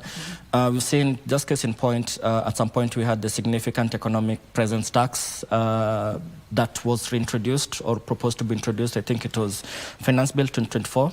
Now we still have the digital asset tax. But now the proposed tax rate has been lowered from 3% that was there to around 1.5%. Let's see what the Finance Committee will make an argument on that. But broadly, there's been a shift towards targeting the digital economy. So it's not a surprise, and it will not even be a surprise even in future finance bills, some revisions, some tweaks to be able to target the digital economy. Okay. CPA, Wycliffe, there's a proposal, and we're still looking at the various tax proposals in the Finance Bill 2025. Looking at the real estate sector is something I would like you to chip in, and I know there has been comments in the past couple of days regarding this section, or rather this proposed rate. 16% VAT on construction materials. Previously, construction materials were zero rated. What would be the impact of this on the affordable housing agenda? Yeah, I think this is one of those proposals that we said what is happening is that government is keen to reduce the tax expenditure, because when it is exempted, it means that government is foregoing that VAT amount on that. So they are very keen to just reduce that, but then at the same time, they are scoring their own goal, because this government has been talking about the affordable housing for a very long time. So we could have expected that you keep on incentivizing people to continue constructing houses, affordable housing. But then you come in and say, you know what, we're going to standard rate this. So that means you may not achieve your target on the affordable housing as it was. But I think the main question here is, even when it was exempt, how many people were actually benefiting out of this provision? Because it wasn't as straightforward as we think it was.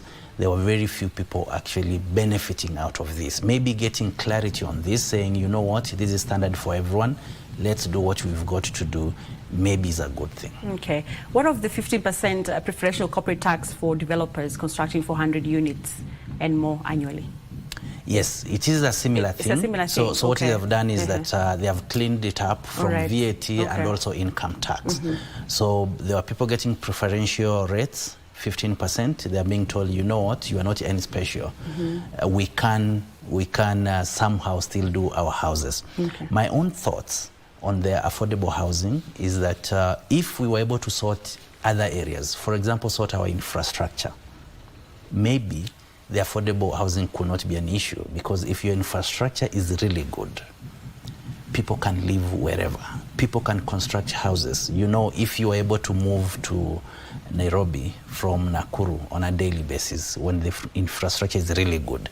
So in my own thoughts is that we need to start thinking long term, that in 5 years' time, how do we want to sort our housing? Do we want to construct houses around towns, or do we want people to live wherever they are, but we sort our transport system so that we interconnect the various cities and sort the housing problem permanently? Because we have people in this country who have 4 homes, because you get yourself here, you do a home, but then you realize that you cannot move from that home to your workplace, so you've got to move again.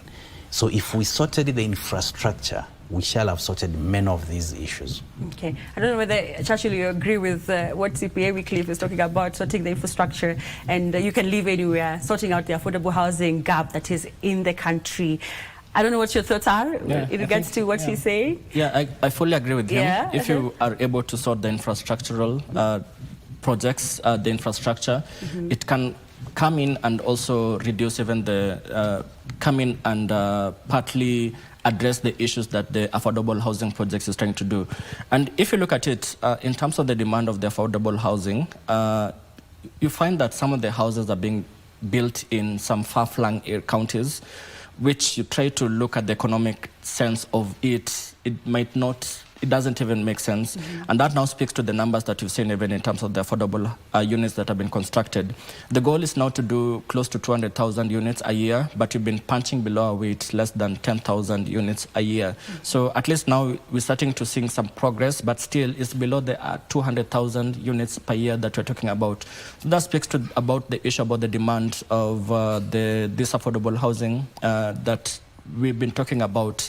So if you are able just to do infrastructure, even the private sector will just come in and do this affordable housing units on their own without even the interference of the government initiatives. So I think that needs to come, that also comes in.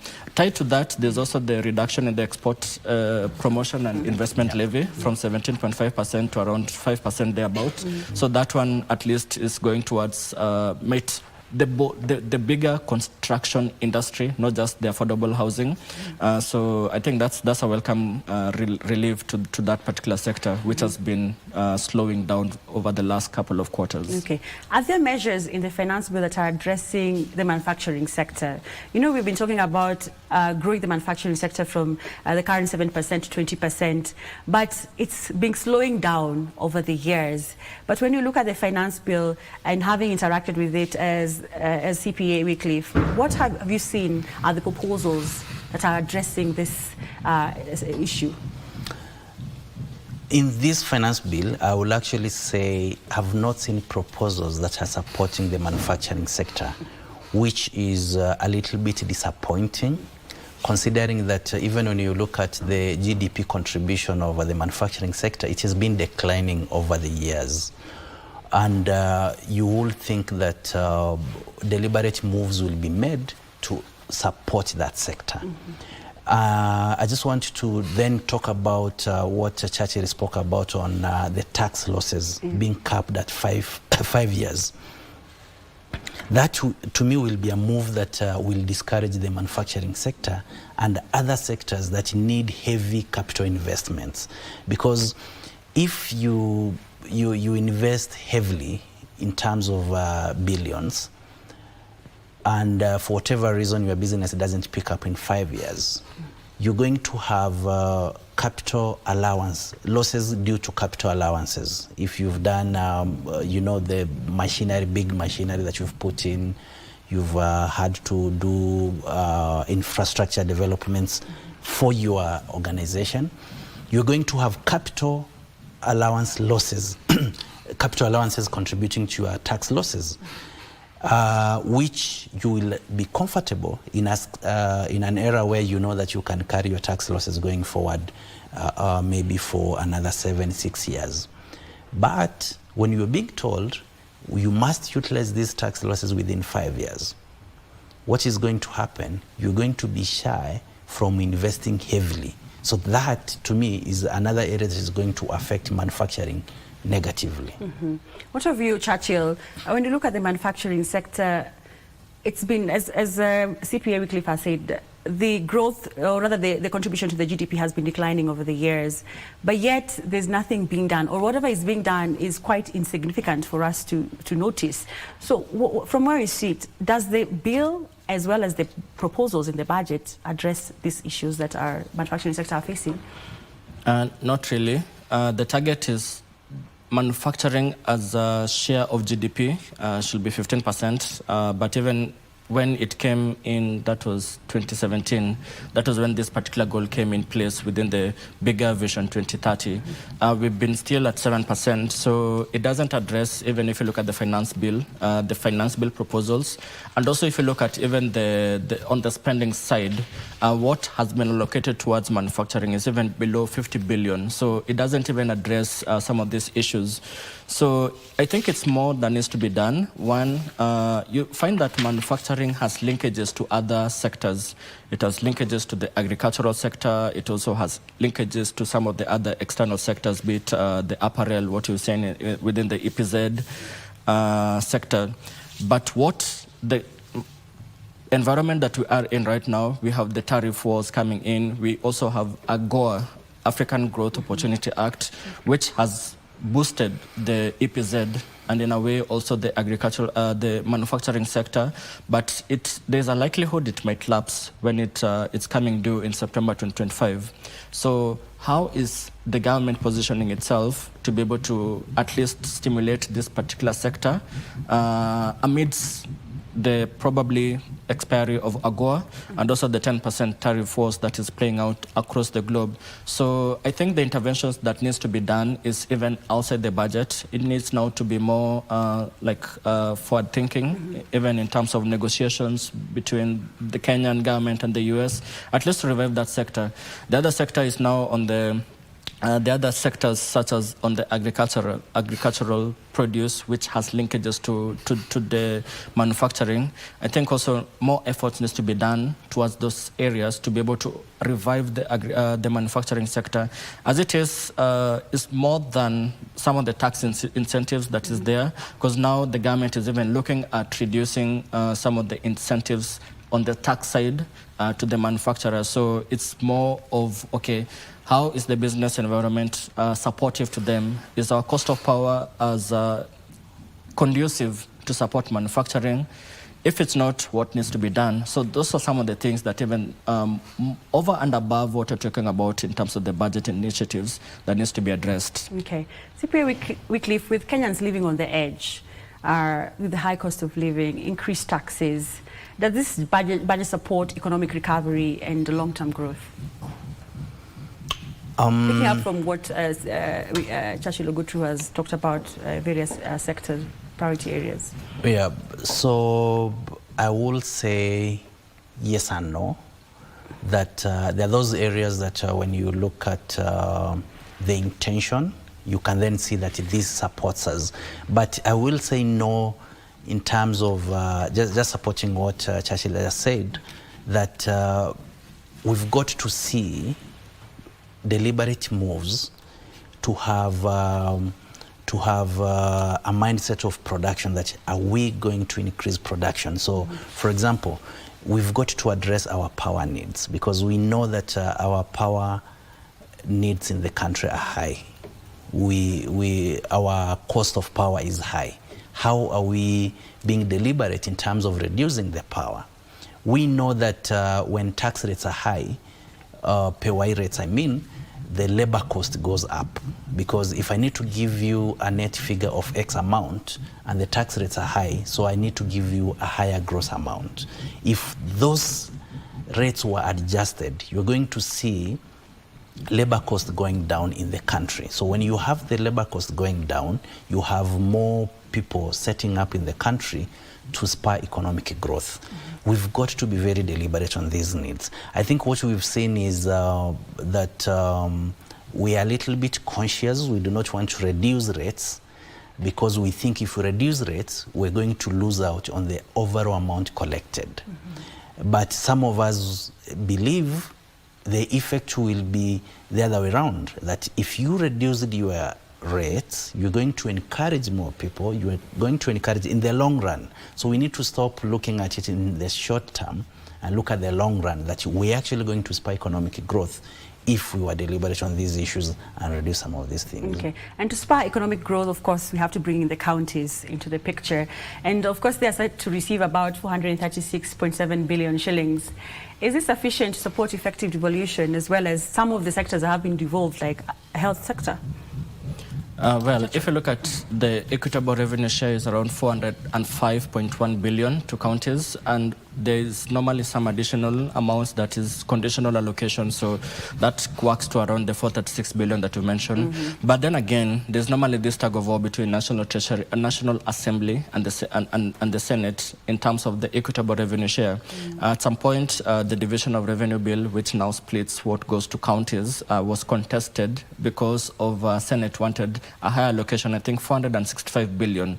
So this plays out. I mean, we've seen this movie before, that National Assembly, because it's fixed, is able to allocate much to the counties, whereas Senate, which is now having the oversight duties to counties, is requiring more amount than that. So this keeps on playing out year in, year out. But I don't know what the final figure ultimately will be in terms of equitable revenue. But there is need of because of the 2010 Constitution of Kenya, there were some devolved functions that went to counties, such issues such as on the medical side, the health sector is pretty much been devolved. So we need to see that even some of the allocation that is going towards the counties is able to address some of the devolved functions, rather than having them addressed from the national government side here. So it's one of those things that we've not been able to fix as a nation. And also in terms of the actual equitable revenue share to counties, there's been some delays. Last year, we also had some carryovers that are not able to submit around 32 billion. That year was 29 billion. So even in as much as we're talking about 405 billion as the equitable revenue share, we also need to ensure that these monies are disbursed on time. Otherwise, now counties which are handling some of the critical functions might ground to a halt. Okay. CPA, when it comes to spurring economic growth and counties being a key contributor to this, we have seen the county aggregation centers being put up in all the 47 counties. And speaking to where you left off on spurring the manufacturing sector, when you look at the proposals for the special economic zones, as well as other incentives to ensure that they will bring investment into the country, are we likely to see a growth in the near future? The aggregation centers is a story that I think we're very keen to see how it ends, because we've seen them being set up, we've seen foundation stones being laid.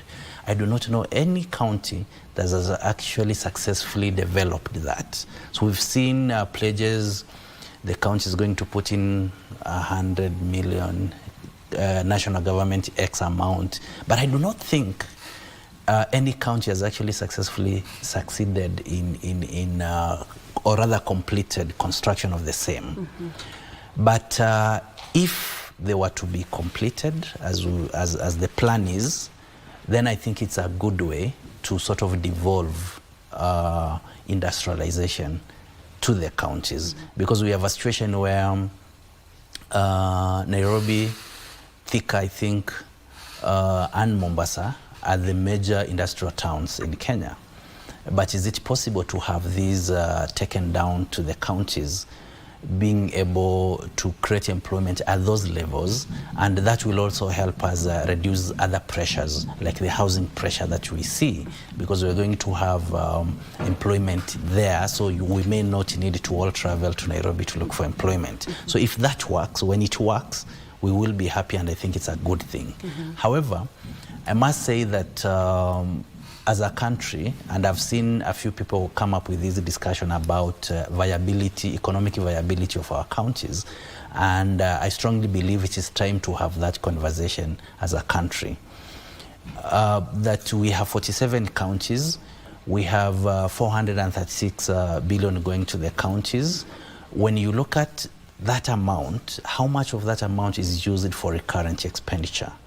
You will realize that we have most of it goes for recurrent expenditure, and that brings in the economic viability, because if we spend a lot of this money paying salaries, and what these people are doing is the same duty that is being done by someone else, is it possible to just have as a country, to just aggregate our counties and probably have, somebody was telling me that 16 will be a good number, so that we avoid duplication. Recurrent expenditure will just be standard. We spend more money on development. Okay. I believe it is time to have that conversation as a country. As we come to a close, and I would like to hear from both of you, how can the government ensure that allocated funds are reused efficiently and for the intended purpose, and also to seal revenue leakages? Let's start with you, Churchill. Well, it's a timely conversation, and even what played out last year around the protests was speaking to the efficiency of government expenditure. So it has to be given some emphasis. The only thing is that when you talk about the budget, is now talking about the priority areas, the budgetary allocation.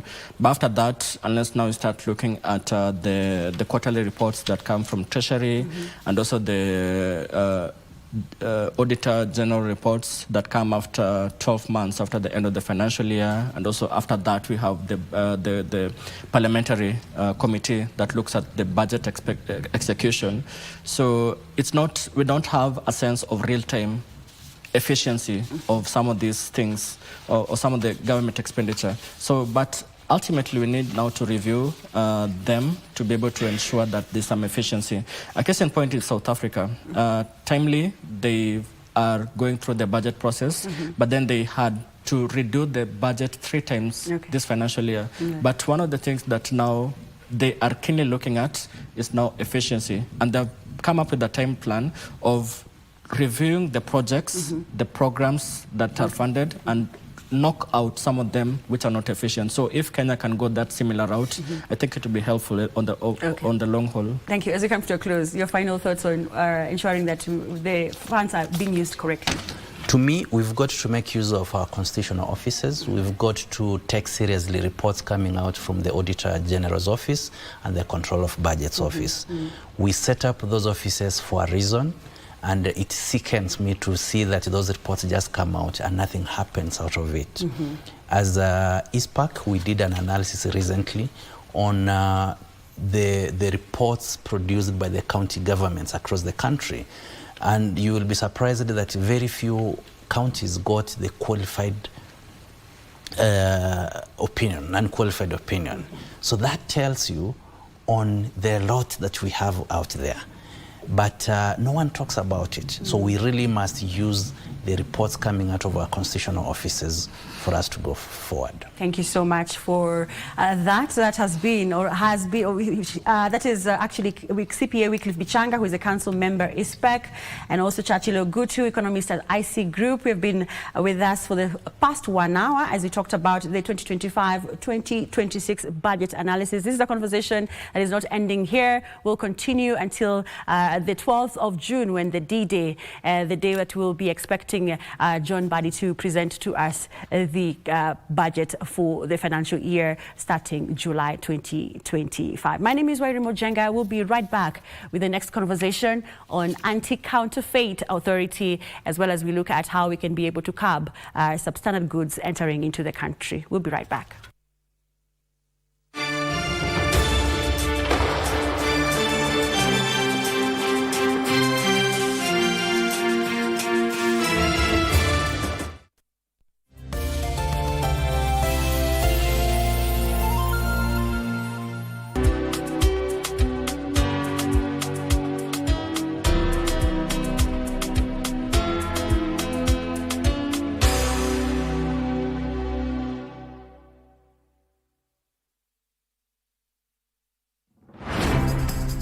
Je, umewahi kuwa na deni ya KRA? Basi usiwe na shaka.